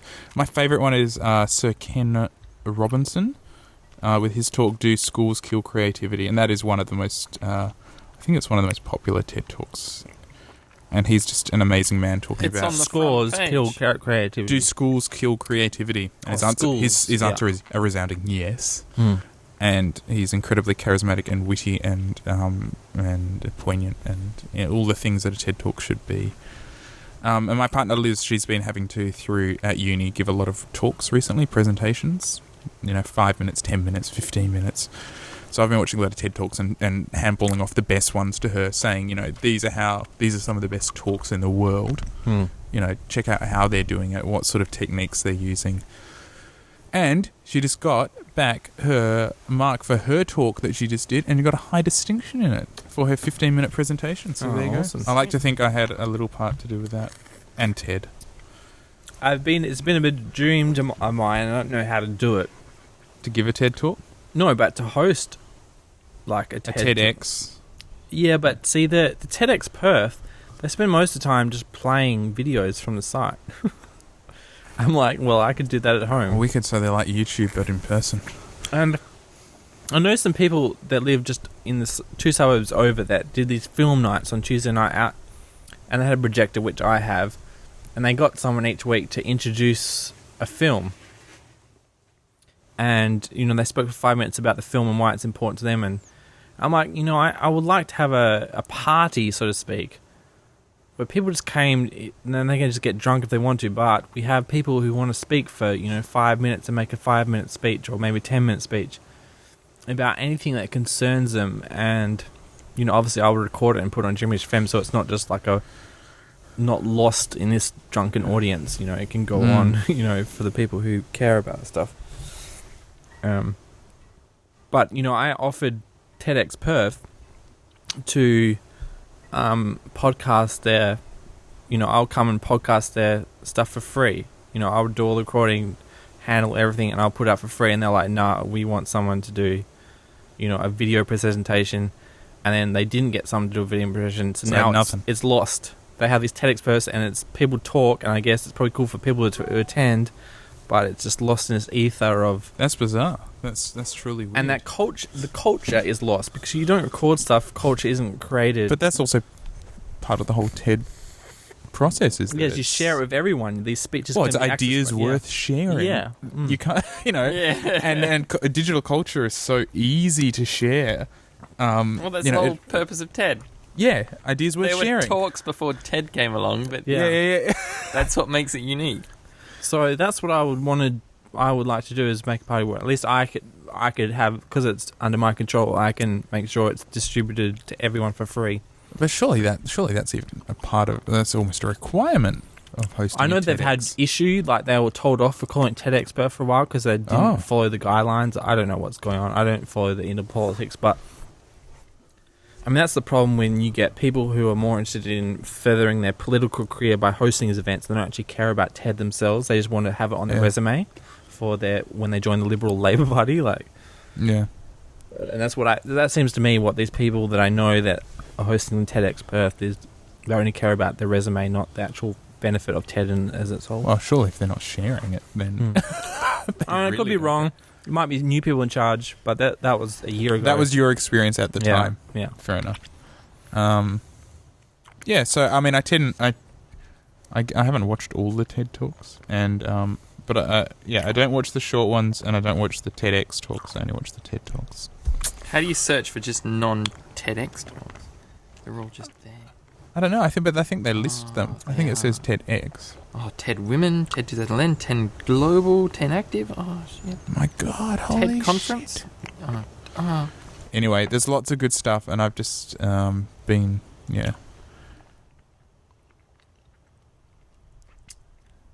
too much good stuff to talk about. But yeah, that's what I've been obsessing over recently. TED Talks. That's my corner. Get into them. Okay, Science Hour. Oh, this is a goodie. So, this is one of the things, we need So, last week we talked about the magnetic quantum levitation. Quantum levitation, Yeah. which dry was ice. dry ice and Magnets. magnets. Yeah. Boom. Changed Has the anyone world. done anything with it yet? Not that I know of. I didn't do anything. Still working with it. All right.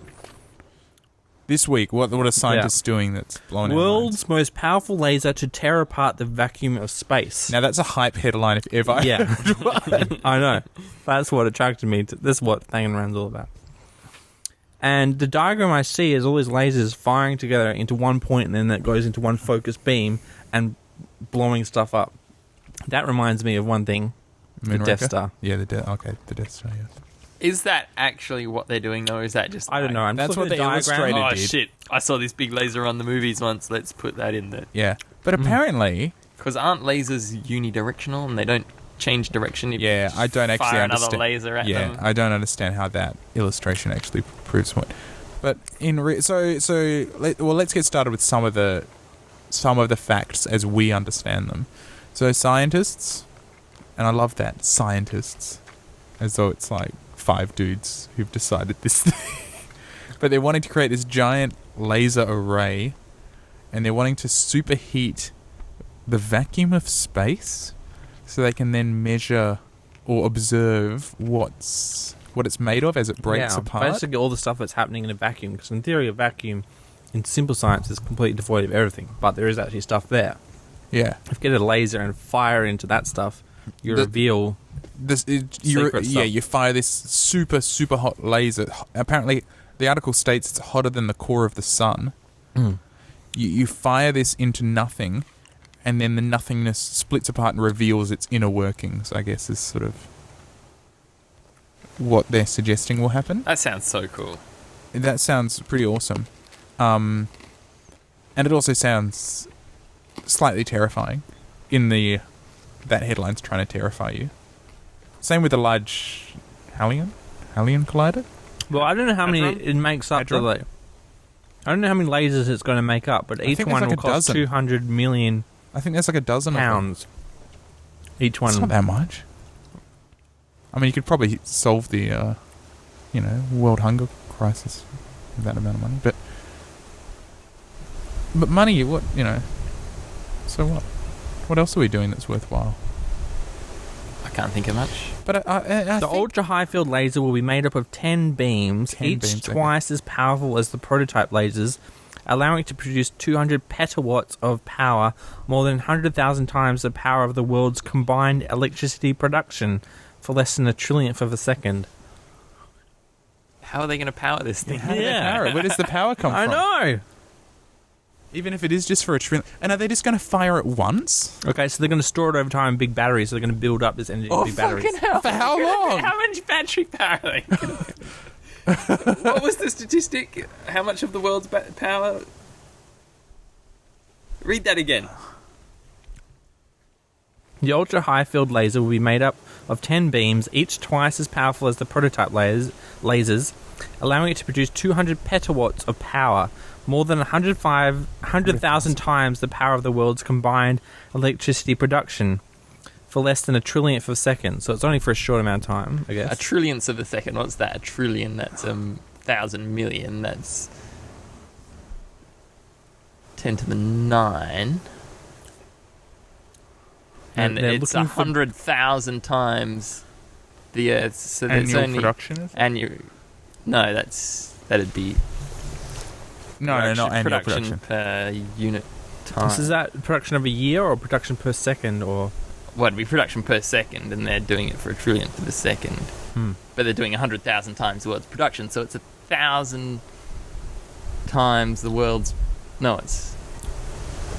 you probably need more The data. world's production in 1,000th of a second. So they need to store 1,000th of the world's total energy production in battery power. Wow. That's a lot of energy. That's a shit ton of energy. That's a big battery. And you're wondering what this has to do with our Halloween special? And they need to It's a bit release all scary. of that energy. At once. Yeah. In one trillionth Like, of a boom. second. Yeah, it's going to be Boom. hot, apparently. Shit. That's why it's going to be powerful. And I think...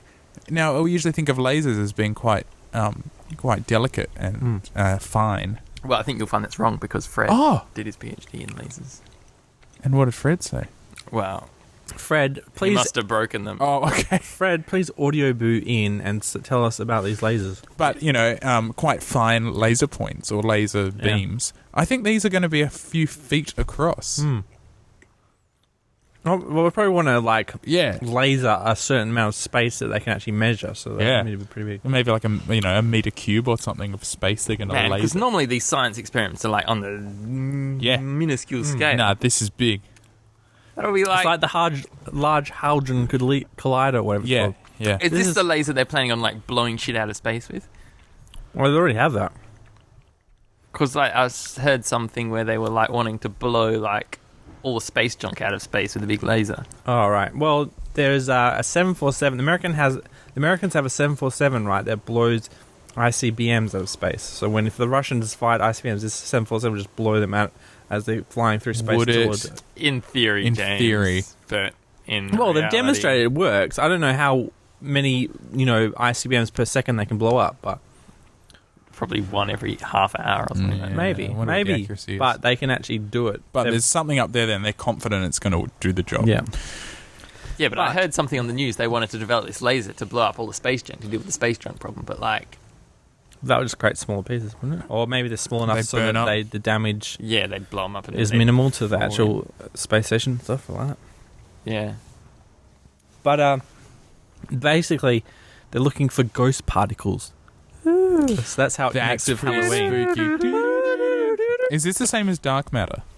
Probably. It's probably similar kind of stuff. Okay. Harry knows. I don't know. He's more like it. I think ghost particles are responsible for truffle growth. Maybe. That's my theory. Maybe we should get a laser out there. Check how many ghost particles you got floating around. I think there's something strange going on. Something wrong. Is there gloom in the room? Outside there's a storm. Now, this podcast is called Fangin' Around because of the Australian ideal that when you're driving a car recklessly, you're fangin'. That is the Oh, Australian that's right. ideal. But there's going to be people confused thinking we're a vampire podcast, but we want to support them so they keep on listening. We love vampires as well. So we have our Vampire of the Week section, but I don't know if we haven't really organised one. But I was thinking, since it's Halloween special, what we could ask each other, what is the scariest vampire story or vampire you know? Campbell? Oh, scariest vampire I know. Well, not personally, obviously. Scariest vampire I know. I don't think I've ever found a vampire story scary. Yeah, they're always a bit far-fetched. Yeah, I don't actually think I find vampires that scary. Do you find Nosferatu scary? Like, the idea that the actor who played it might have actually been a... Willem Dafoe. Yeah. You mean the original? The original, right? Yeah, I don't think he was really though. Yeah, I guess I think the the contemporary sexy vampire, the sexy gothic, rich, wealthy, cultured, beautiful porcelain vampire. Yeah, I don't find that scary because they always want to have sex with you as well. You know? And so it's a bit like It's more of an erotic adventure. Yeah. It's a erotic misadventure, if you will. And I'm all right with that. And then you've got this notion of, the Nosferatu,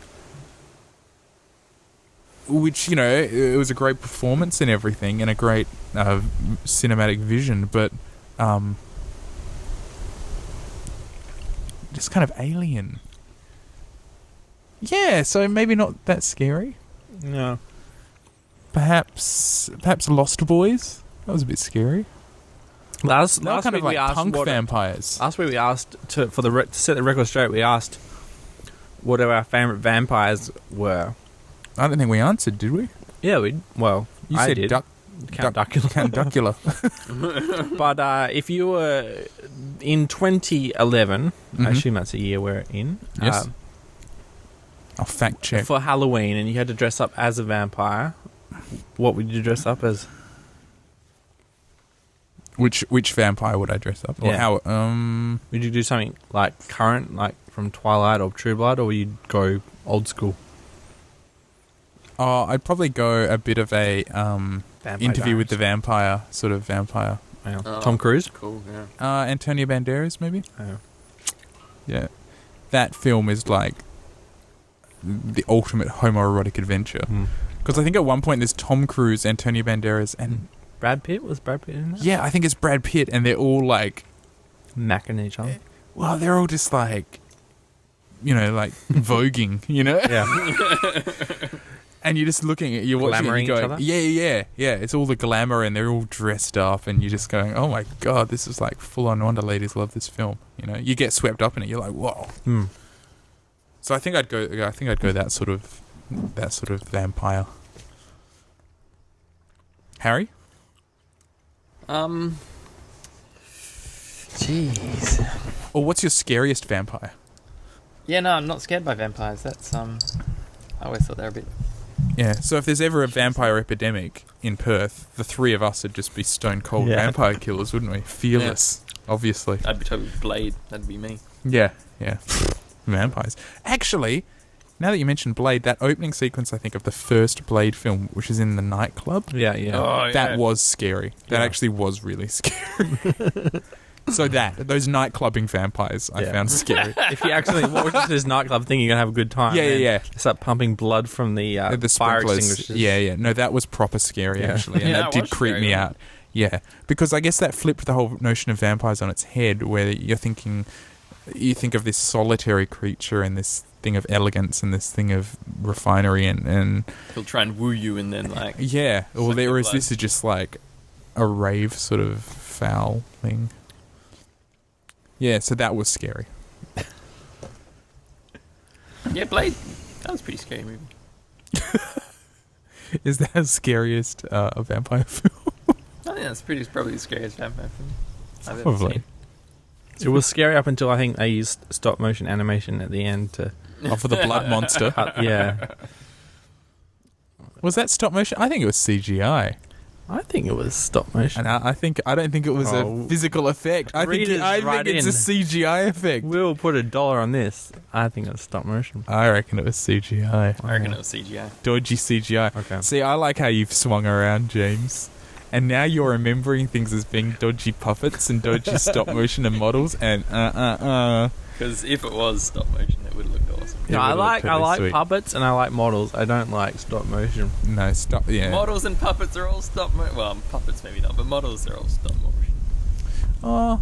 You know what also holds up pretty well is Sequest. I guess. No, it doesn't. No, it doesn't. Because the Sequest is like underwater. I guess all the water effects hide the bad CGI. No, they don't, James. Nothing about Sequest holds up. Oh, But I will give you, Sequest was awesome in its time. That was a Did you keep watching after the first season at all? Or Was that when they went into the 2032 water or- planet? When did they go to the water planet? That was shit. No. between regular DSV and 2032, I think.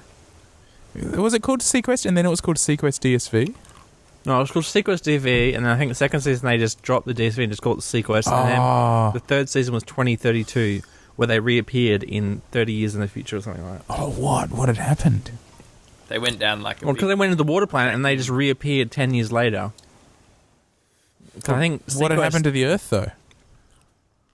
Well, because the Sequest was not around and there was no other big battleship, you know, it become more lawless, you know.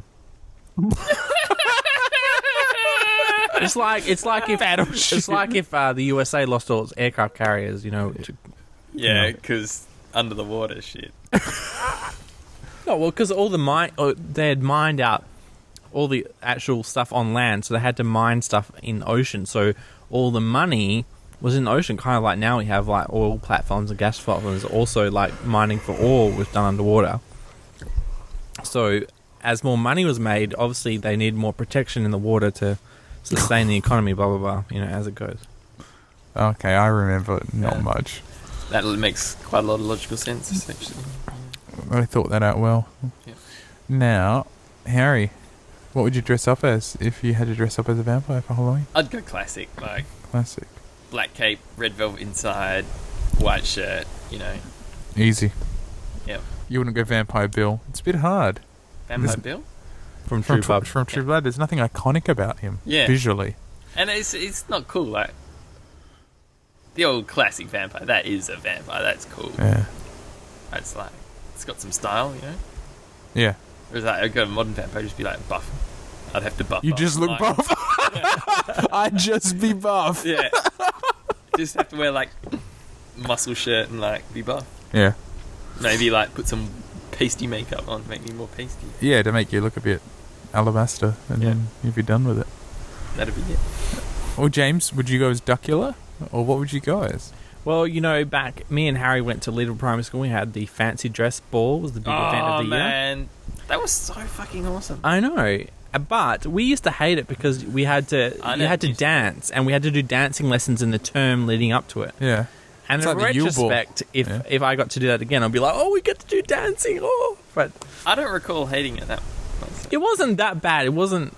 Yeah, it wasn't terrible, but it was just the formality of it. Like we wanted to just go to the ball and just muck around, whether we had to do all these dances to show off to the parents and stuff like this. And I did go as Count Dracula, or the main dude. 1 year. Count Duckula or Dracula? Count Dracula. Oh, is it called Count really? Dracula? Is that the main guy? Yeah. Following up on our... What about the Count from Sesame Street? Oh, the Count from Sesame Street. He was pretty cool too. Yeah, he's still counting. We forgot about him. Yeah. We do that. We're going to do a Vampire of the Week. So one week we'll focus dedicate on to him. Count. Yeah. And So- we'll do terrible impersonations Yeah. of Count. So, I mean, following up on our Choggum special last week, while Prince Philip was here for Choggum, he revealed that he's related to Count Dracula, the main guy. Whoever Count Dracula was based on. Oh, Vlad the Impaler. Yeah, Vlad the Impaler. He's related. What do you mean he revealed It it? was like big news. It was like, guess what? I'm Prince Philip and I'm related to Vlad the Impaler. Vlad the Impaler. Yeah. Prince Philip says some wild ass shit. He's pretty much related to everyone. Yeah. Like, The royal lions fathered mixed this in Europe, empire. I guess. Yeah. He's a pretty wild dude. Do we have any quotes of like great things he said while he was over here? Apart from obviously claiming to be... Well, I think they gave him a big list of stuff that was inappropriate. Like he couldn't say, bomb the abos or anything like that. It probably didn't stop him. Yeah. But no, I haven't heard anything other than the Vlad the Impaler reveal. I hadn't heard anything Wow. from. But I mean, I haven't been following Choggum that closely, so maybe he had said some awesome stuff. He went to the big Aussie barbecue that was here, but no. I wonder what he made of that. It's probably thought, what a fucking backwards shithole. This really is the arse end of the world, he probably thought. Okay. Question of the week. What is the most scared you have ever been without a good reason? So I'm not talking about where your life has been threatened by being mugged or something like that, but where you've just been freaked out because of stuff going on, but you're like, afterwards you're like, what the hell was I thinking? Harry?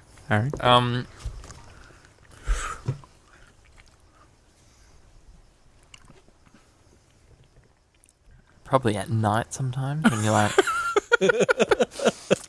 wake Set up the and scene. hear shit in your house, Yeah. and you're like, get out of bed and you're like, oh fuck. It's all dark and you're like, you kind of work yourself up into like this really scared, like you think there's someone there, but it's like just something fell off the washing up rack. And this is now that you have a wife? A wife or a life? A wife. Because you were undead before. Yeah. And single. Because I've never had like a long-term girlfriend, so I'm always alone in bed when I get scared. Is it any different? Well, before I had a wife, I kind of like... Were you more scared then? Or? No, I lived at home with my mum and dad. Well, it's so- different when you've got a wife because You're the protector. yeah, you hear the spooky sound, and normally you'd go, oh shit, and you'd like pull the sheets up. But if you got a wife, she nudges you and goes, go out and look and see what it is. Yeah. And you go, fuck no, I'm hiding under the bed. She goes, no, you have to go and look. And then it just amps up the scariness. She's like, shit, what was that? Yeah. What was that? You're like, oh, it's probably fucking nothing. Look, what was it? I've got the best. I don't know if it's the best. When we were staying in Paris, right, we were up the top of this really tiny apartment, a building, and it was only stairs, and we must have been on like the 7th floor, right? And we were the top. We were the top floor, and we had this bed, and we were overlooking Notre Dame, and it was amazing. And I was sleeping, and Liz woke me. She nudged me in the middle of the night, and nudged me and said, "What's that noise?" And I could hear this noise, this like human voice. I could hear it, and I was laying in bed, and I was like, oh. She's like, who is it? It's someone crazy. It's someone crazy. He's outside the door. He's, and I could hear this voice, and I was listening. I was going, oh, yeah, there is a voice, okay. And I could hear it, sometimes known as the reluctant monk. Sometimes known as the reluctant monk. And I was like, oh, what the fuck is that? And I was listening. And, I could hear it after a while. And it was like, it was this dude rapping, right? He was in the attic. Or, there must have been a flat above ours that we didn't see through the stairwell, like with an alternate access. And he was rapping, and he kept rapping and making beats. He was like, it's like, otherwise known as the reluctant monk. And he was doing all this crazy rap shit. And I kind of chuckled, and I said to Liz, oh, it's just some French rapper, go to sleep. And she flipped her shit at me. And she was like, it's not a French rapper, it's some crazy person. And I was like, no, listen, he's singing, otherwise known as the reluctant monk. Listen. And she was listening, she's going, oh yeah, he is. And I was like, listen, he's doing beats and stuff, you can hear them. And he was like upstairs rapping away. So anyway, that was one case where it certainly wasn't wasn't a dangerous person. So you just generally getting woken in the night time. It's scary. I don't encounter too much scary in my life. It's got to be said.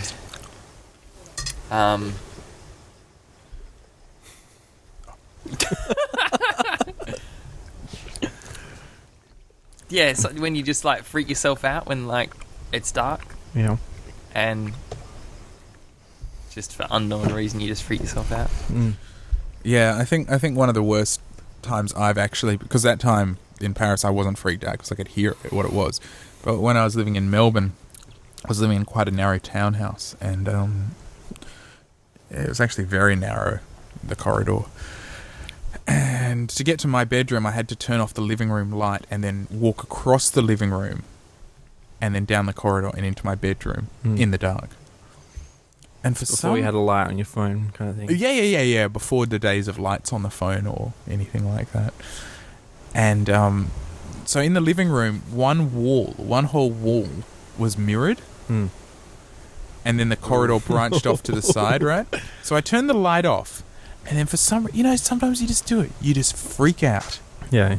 I know you've felt this. I know, but yeah. No like you reason. feel like you got a spider going down your back. You're Yeah, no rhyme or reason. I turned the light off, and as soon as it went dark, I flipped out, and I ran to my bedroom. But because it was the mirror, it was all this light distortion, and I just ran smack into the mirror, and I fell onto the floor. And I don't know if I did black out or I didn't know, because I woke up and I was like, oh, what? And then I ran back into the bedroom. I was so scared. There was no reason to be. There was nothing. The light just went off, and I turned it off. So that's the most scared I've been for no reason. That's pretty good. And I ran into a wall. At full pelt. Like, I turned the light off and I just... As a child, my most irrational fear was foxes. Watch out for them.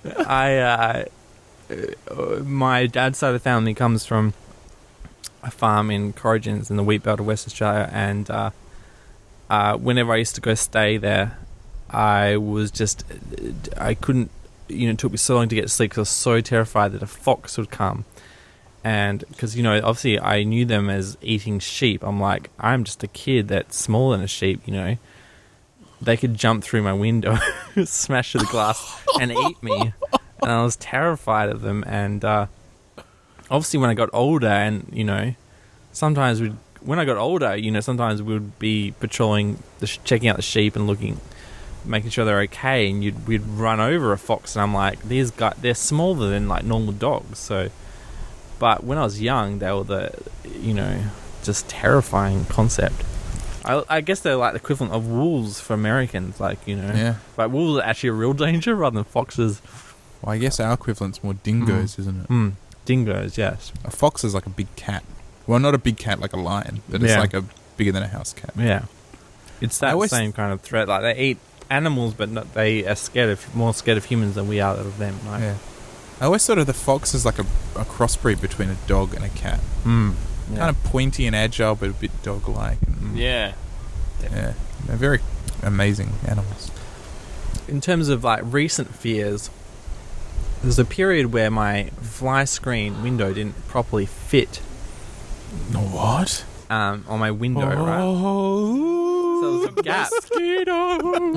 Ross Well, River the thing is, like, as long as I kept my lights off my room, my mosquitoes wouldn't come through it, but aliens would. Literally, I would wake up. What, you'd think they'd come flying through the universe? Yeah. And as long as your fly screen Yeah. was fitted properly, they'd go, oh, shit. I'm talking within the last 2 years, okay? This is not when I was a kid. But I would wake up, right, and there'd be like these like jellyfish-like creatures flying through my room, all right? And I'd sit there going, oh, this must be a dream. But then It wasn't. I would never wake up. It was real. And I'll fly in my room, and So are they still there? when they see me, and I look at them, and I'll look at them, and they'll look at me, and then I just sort of float back out again. But I'd be too freaked out to go back to sleep again for like another 2 hours. So I had to like, that's when I got into podcasts because I needed something to listen to keep me feel like I was connected to the real world. James. You guys think I'm making this up? This is real. Is this your fire in the sky moment? Are you like bearing your heart and soul and everyone's laughing at you? Yeah. I've seen aliens. They didn't rape me or anything. They just floated into my room like jellyfish and disappeared out. Have you fixed your fly screen? If you guys have play the game Flow, I think you played it at my house. Yeah. By the guys, they did Flower and they've got a new game coming out. Were you haunted by plant life after? But the kind of those playing creatures that float. And this is before I played it. So then when I played Flow, I was like, these were the creatures that were in my room. Yes, James. You guys are looking at me with a funny look, but as if it's not true. But this is true. You've been visited by jellyfish. Jellyfish aliens. Jellyfish. Well, it's just coming as a surprise to me, that's all. I mean, I don't know if they're actually organic. They could be just like, little drones that come in and they've probably got cameras inside them, so they're looking at me. That I'm not saying that they're actual animals themselves, but That'd be silly. yeah. I don't know, James. Were you drinking? No. I wish I was. Yeah, I don't know how to explain that. Sounds bizarre. But have you fixed the fly screen? Yes. Have And they been back? They haven't been back yet. Well, there you go. I think you need to test this, James, and Open the fly screen. open the fly screen up. one night. Well, I slept. The only time I saw them again was when I actually slept outside. It was like a balmy night like this, and I was like, I'm going to camp on the back lawn, and I swear I saw one just like.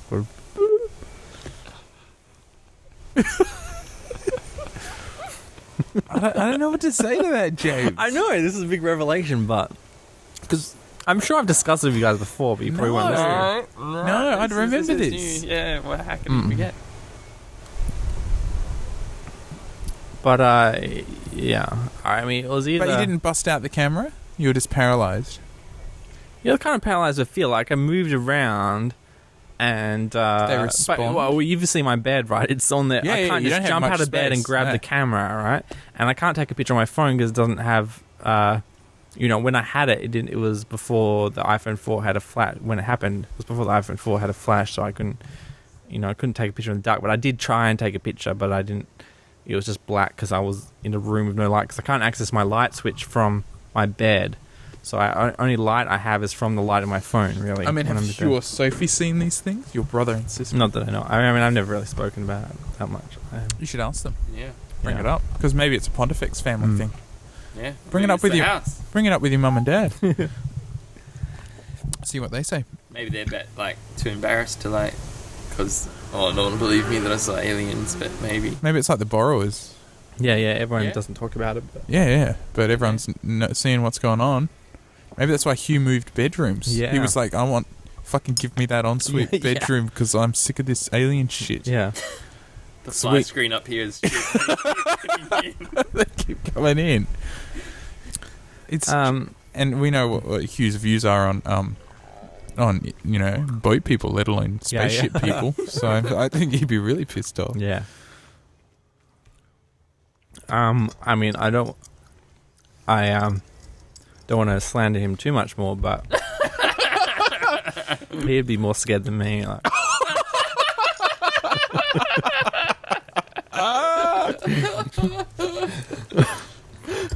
Okay, is this based on any evidence? Because last week you really vilified him, and then at the end of your tirade you went, "Well, I've never actually heard him say these things." No, what I said was, what I meant was that I wasn't actually quoting him, but the stuff he does say is a minimum of worse than what I did say. Okay. Sorry if that didn't come across. I wouldn't vilify him. I have no everything to gain on my podcast if I say to my brother that it wasn't true. So, who's the hottie now? I didn't get any feedback from you guys about who you want to do this week. So I picked the scariest movie I've ever seen is The Mummy. No, I think we need to discuss that. Okay. Because that was from memory, that was a family action comedy film. From memory. Yeah, but it was The Mummy with what's his name, Brendan Fraser, and Rachel Brendan Weisz. Fraser. Nothing with Brendan Fraser. Ever. I mean, I don't watch horror films, so I'm excluded from that market pretty much. I've seen everyone told me to see the Dawn of the Dead remake, but that's probably the only horror film I've actually seen. That was directed by Zack Snyder.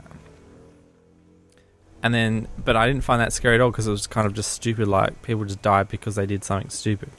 The Mummy, I was really scared, but I don't know why. But I guess mummies just scare me, freaked me out. Mummies scare you? Yeah. Shit, is this some repressed? Some Freudian shit right now. Well, I saw the mummies, real mummies, when I was quite young. When I went to the British Museum, I saw real mummies when I was 7 or 8 years old. Okay, so you've got quite a solid understanding of where this fear is coming. Yeah. Because that would freak you out, I reckon. Yeah. I don't think I've ever actually seen a real mummy. But and I imagine this as a movie, kid, the real mummies came to life. Anyway, is Billy Zane in The Mummy? Is he the mummy? He might be. I know it wasn't The Rock. Didn't he become famous for being in The Mummy? The Rock. I think he was in one of the sequels, and then he was one of the generals of the undead army. Scorpion King, I believe he was. Yeah. Scorpion, and then they made a movie called The Scorpion. Movie, yeah, and he was the king of scorpions. Anyway, so my idea for the Halloween special for Who's the Hottie Now was Rachel Weisz, who was the main female character in it, versus the hot Egyptian girl who was in it, who I remember being just so insanely hot, but she was sort of like a no-name actor. But do you guys remember I believe this? they prefer the term actress. Actress? Do they? I thought they preferred the term actor. Was These days. unisex? No comment. I don't know. So do you guys have any memories of this movie? Yeah. I remember watching it and really liking. I thought it was very cool. Do you remember the two women, the Egyptian girl and the British Rachel Weisz? Oh, look, I remember. I know I'm familiar with Rachel Weisz, and I had to do a Google image search of this other woman because obviously she didn't leave much of an impression, which I think can indicate where my leanings are towards in the fact that I didn't remember her at all. But Rachel Weisz was hot enough to say, Oh, look, I'm a big fan of Rachel Weisz, but I think she's in a lot of fantastic projects, and there seems to be some sort of sharp intellect behind those. That's it's apparent, which I find attractive. And so she's if you gorgeous. Google her now. Patricia, for record, is obviously Rachel Weisz by a British girl, which is Brendan Fraser's love interest. And the Egyptian queen or whatever, I'm not sure who she played, but she was played by Patricia Velasquez. She was born in Venezuela. And she played the hottie thing. Now, if we Google image search her to see what she looks like now. I mean, she's quite a lot of photos she's wearing a fringe, which I'm obviously not a fan of. Obviously, yeah. So who's the hottie now? Do you think Rachel Weisz still holds up over time? But she had a fringe in The Mummy. Did she? Oh, probably. She did. No, I think Rachel Weisz is gorgeous. So that's my. I think she was there. I think she was then.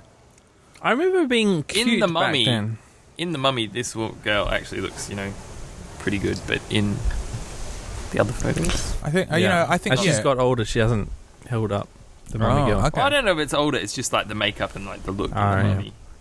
Yeah, I remember being smoking hot in The Mummy. That's where I remember it.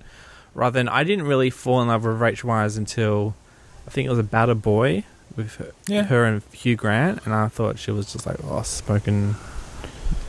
cute and smoking hot back then. Yeah, I think Rachel Weisz has got it. She takes the prize this week. And she's just been in so many great films, and she's she was married to one of my favourite directors, so must have. Yes, but they're not together anymore. I know, it's devastating. I didn't realise that. Who's the other one? Your favourite director? Darren Aronofsky. Yeah. Oh, Darren Aaron. Yeah, and they're no longer together, which is quite sad. Because I thought, Now, can I ask you, Campbell, about The Fountain? I think you just recently caught up on The Fountain. What did you think about Rachel Weisz in that? Do you think she was cast for the part or cast because Darren had a crush on her? Oh, probably both. But the fact that he had a crush on her helped bring out a great performance from her, maybe. So she was great. You felt the chemistry because the only thing that stops that film from being like a perfect 10 for me is the chemistry between her and Hugh Jackman. I just didn't believe it. Which film are we talking about here? The Fountain by Darren Aronofsky. Okay. It was with Rachel Weisz, and I think that's how they met. But I think their characters in that film, they're meant to be more idyllic than. I'm trying to remember it, but I'm thinking that they. I can't even remember now. So in one of them he's a conquistador and she's the queen. Yeah. In another one, it's the future and she's a tree. And in the other one, it's kind of like 10 years in the future or something. And he's a scientist trying to find a cure for her cancer. Yeah. Although I interpreted the future as being he was trying to find eternal life so that he had unlimited time to rebuild her. Like she had already died and he was trying to find his way back to her. I don't know. But then I may have interpreted that Did you think that was a literal future or a? I wasn't sure. I just felt like he was on a journey to bring her back from the dead. Yeah, that was my interpretation of that future thing. But obviously, I actually didn't really think about that. Yeah. But she was a tree. Well, she was the tree, wasn't she? I thought she was the tree. Because there was her hair, and there was the way it shivered when he touched her, and I thought he'd grown her in the tree, and the tree was like contained her spirit and her Because in the other one he planted a tree. Didn't he? And I kind of interpreted that as the tree that was then dug up, and I don't know, and I only saw it once. And I think Darren actually opens that to because I thought he grew the tree in the hope that he would hold on to something to her and then eventually one day get to her. I mean, I don't know. It all depends on whether they're the same character, whether the guy in the future is the same as the scientist. Yeah, because obviously, I mean, clearly he's not the conquistador. Yeah. It's not you don't watch that and go, oh well, the conquistador is lived forever. In her book, right? Is the character in her book about them? Yeah. Getting married? I don't know. Yeah, and so then is the science fiction futuristic portion just his internal vision of what he's doing in the present, you know? His analogy for their struggle is one of... But, okay, so their chemistry, I thought it worked well because, you know, it sort of represented... Or it reflected that sort of strained point that their relationship was at, where she was accepting of her death and he was not, and so they were actually kind of at a divergent path. They weren't at their most intimate at that time anyway. But I see what you're saying. I think I have that problem with Hugh Jackman in a lot of other things. So I think it's mainly Hugh Jackman's fault. In some movies, I think he's really good. Like I think he's really good as Wolverine, but other things I just don't believe. Like, he's definitely more of a theatre actor. He looks great on stage, but in a movie, sometimes I feel like I just don't believe his character sometimes. Is he making another Wolverine film? I think he is, isn't he? Oh, The Wolverine was really bad. I was very unimpressed with that. I didn't find it. I guess I had hyped up to... everyone told me it was that bad that when I actually saw it, I was like, oh, this isn't bad as I thought it would be. I thought it was as good as X-Men 1, and I didn't like X-Men 1. I really loved X-Men 2, and X-Men 3 was acceptable, I guess.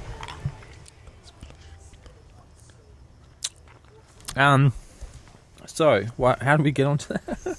Rachel Weisz. So yeah, I mean, I fell in love with Rachel Weisz with About a Boy.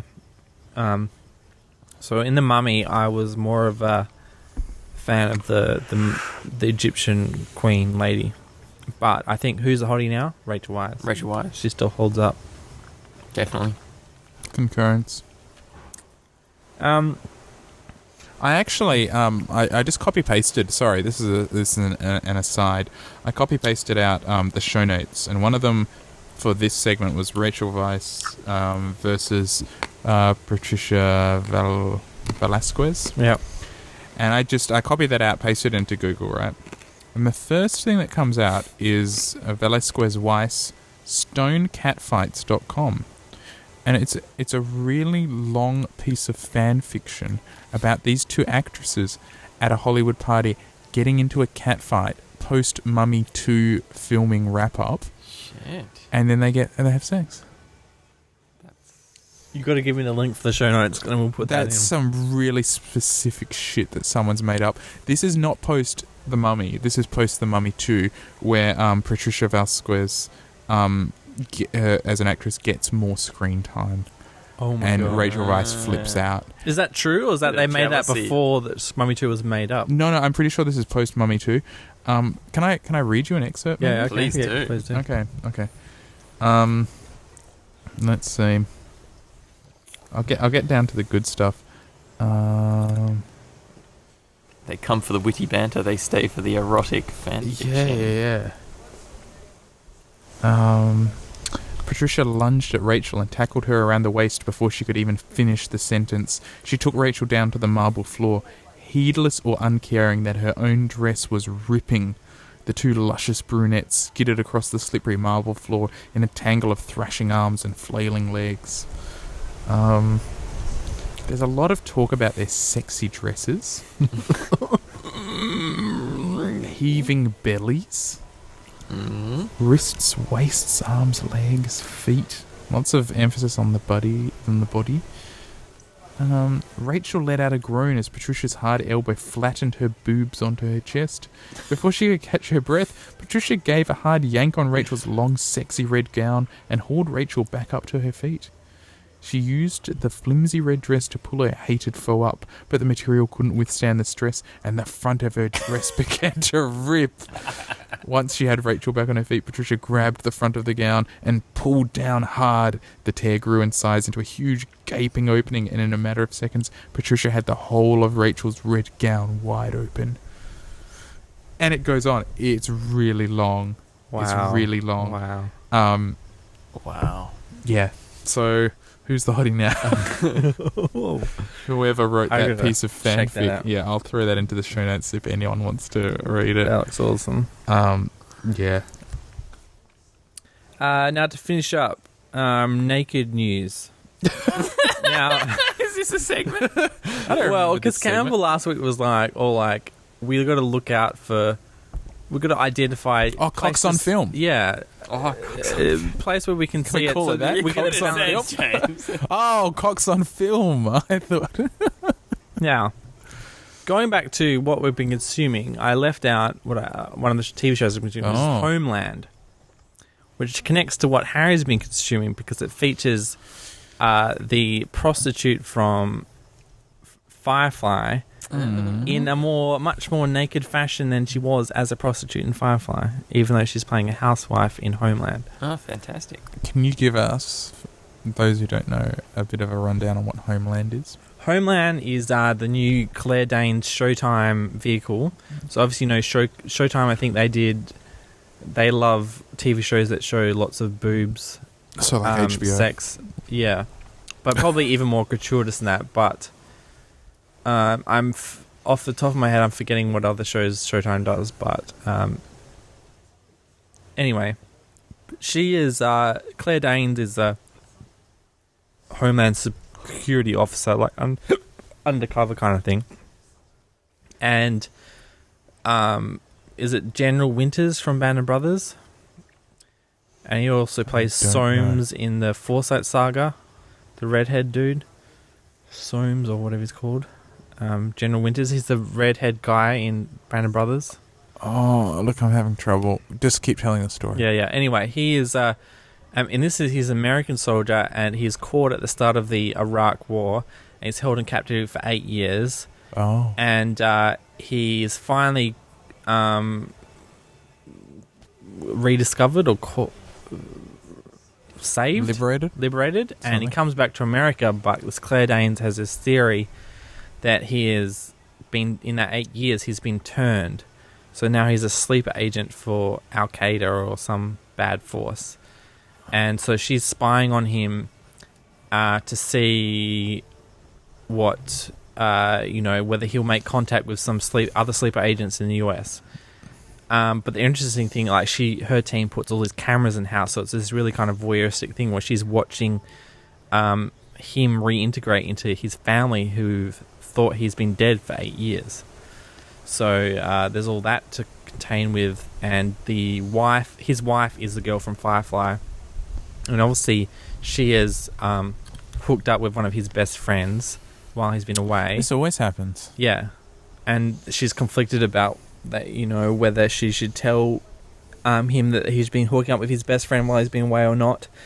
And obviously they decide not to, so then they're living a lie. And Ooh. so there's also the features, lots of flashbacks. And then Claire Danes is privy to all of this. Yeah, she's watching it voyeuristically on the security monitors. And yeah, so it's quite an interesting show in the sense that although the last episode watched her secret, what do you call it, where you get permission to search people's house? Warrant? Her warrant runs out, so they have to remove the cameras. So I don't know what's going to happen now that she can't watch him all the time. What, did they just come into the house and go, oh yeah, we've got to take all the cameras out? Yeah, basically, when he goes off to some event, the whole team comes in and removes the cameras because the warrant runs out. So now she has to spy. Off? That's weird. But she still suspects that he's a sleeper agent, so she's spying with him from binoculars now through the window, so she doesn't have full access now. But peeping Tom style. She runs into him. She goes to a what's the word? Carnival? No, like an AA meeting, but for grieving, I guess. Because for ex-soldiers, Oh, like, yeah, okay. Post-distress disorder meeting, like for AA, like that kind of thing. And she meets him there, and now that's where it's left off. So it's like, now they've actually met in real life, and he seems like he has a crush on her because he doesn't relate to his wife anymore. And it's pretty clear, I think they're hinting that he is actually a sleeper agent. Sorry, spoiler. Oh.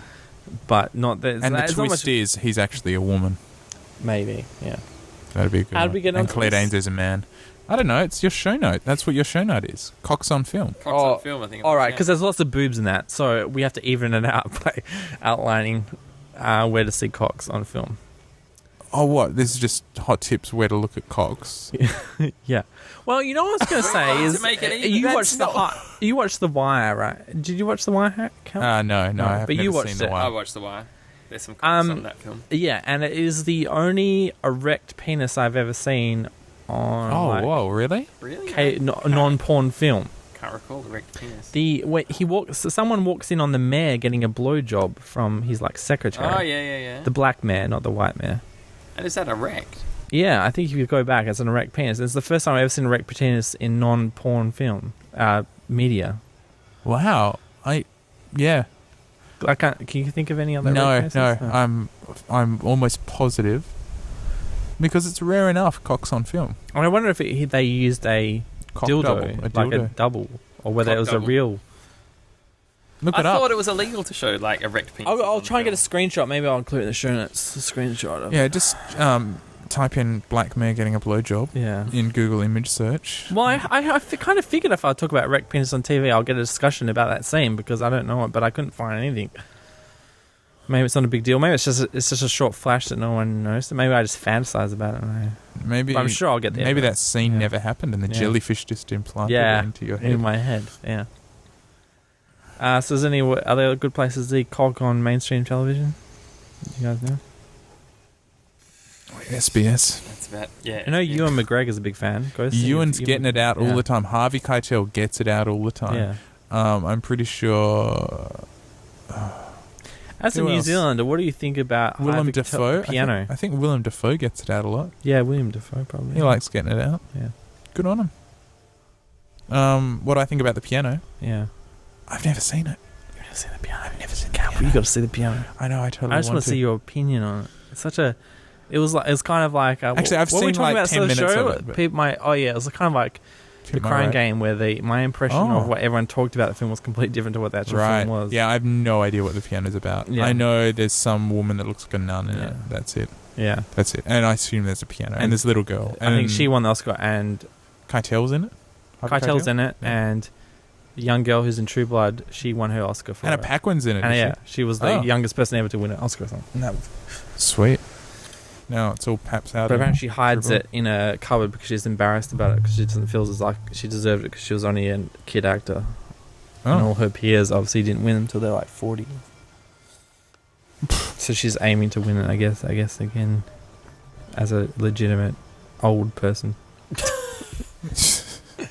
Anyway, I think that about wraps up the show. Anything else you guys want to talk about? We didn't talk about car news. Oh yeah. Fangin. Any quick car news? Well, we talked about Harry's Yeah, car. my car. That still works. Qualifies. I watched the Formula One. It was one of the most boring races ever. Okay. But obviously, it talked about the solution is reverse grids, but that'll probably never be implemented. Reverse grids. Oh yeah. It's a clever idea. It's not that clever, really. But I watched a few clips of Top Gear on YouTube today. I haven't watched them in months. were they funny? Not really. Huh? I don't think I ever really found them that funny, actually. Like the clips on YouTube. There's actually there was a slightly funny bit where they got lost in Italy in little hatchbacks, and they were weaving through all these one-way streets and getting quite lost. Oh, I think I've seen that episode, yeah. Yeah, I quite liked that. But yeah, watching it on YouTube is kind of a pain, and I can't be bothered downloading a full episode. I actually record that on real TV, but I so rarely actually catch up with the episodes. Yeah. I usually end up deleting because they're taking up room on my hard drive. Yeah, so that was my sort of Fangin news. I watched a bit of Top Gear and I wasn't that impressed, and I went back to watching TED Talks, which... TED Talks. Are there any car news in TED Talks? I know there's the Tesla guy came in at one point. Yeah, I haven't watched that. I actually watched one by one of the heads of Ford yesterday, Oh, yeah. and his talk was less than impressive, I thought. It was pretty uninspiring. Yeah, I haven't watched any other ones. I'm sure there must be ones on... There's lots about infrastructure and stuff like that, but not so much about automobiles. Harry, any further? Bikes are the way of the future. Automobiles, nah. Bicycles. Do you know what Steve Jobs said? Freedom He machines. said I was about that to say. computers are the bicycles of the mind. Yeah, Because he reckons... he wanted to call the computer the bicycle at one point. Oh, really? Yeah. He... Yeah. He was going to call he was it the reading a bicycle. book about how bicycles are like the most efficient form of transport if you're in one of those, aerodynamic enclosures and you're riding. Yeah. That's the most efficient form of transport known to man so far. And he was like, computers shouldn't be about doing stuff for you. It's just a way of using it as a tool to be more efficient at other things. I know it's the wind up of the show, and we probably shouldn't be getting into anything more big topics, but more about Steve. Are you at all interested, inspired, tempted to dabble into Buddhism to any extent, or meditation? Well, did we talk about this? That's what I'm consuming at the moment, and I still haven't left that phase of his life. I'm only a third way through the book, and he's just all about the crazy Zen Buddhism stuff he was doing. But what do you think about that? No. Well, I don't have that issue where I need to find myself. I already found myself. I need to find other things. So he seemed so disturbed by the fact that he was adopted that, he's always like trying to find himself. And I kind of wish I could swap those people. I kind of wish I could swap them, because I don't feel like I have the opposite thing where I don't feel like I associate with my parents at all. I can see where I come from my parents. I can see where I get the different qualities from my parents, but I'm such a in the middle between the two that I don't relate to either of my parents directly at all. This is getting quite the heavy topic. Do you know what I mean? And he's spent so long just trying to rediscover himself because the fact of he's adopted, he didn't know who he was, and trying to discover himself, and he went on an all vegetarian diet. Like, he had this idea that if he only ate fruit, he would smell like a fruit. But that wasn't true. He'd always have BO. Diarrhea. And they'd always, when he worked at Atari, they'd always put him in the basement because no one wanted to work with him because he smelt too much badly. Really? Yeah. That's what I'm reading right at the moment. That's wow, I need to read his biography. You should check it out. It's only $10. It's really I'll get it. Discounted right now. Kindle Bookstore, www.kindle. So I haven't even got into the exciting stuff. I'm only just exploring I haven't got into where Apple started yet. So I'm only up to Atari and Hewlett Packard days. So, but no temptation to explore that sort of spiritual, philosophical. You don't think it might? I don't know. Just be a life experience. But you don't think it might be a life experience that will open up things that, or ways of cognitive. I definitely feel that like I don't follow any kind of religion, but I guess the thing is, as someone who wants to tell stories, I've already built my story as it is, so I have no questions about the universe because I've already worked all that stuff out.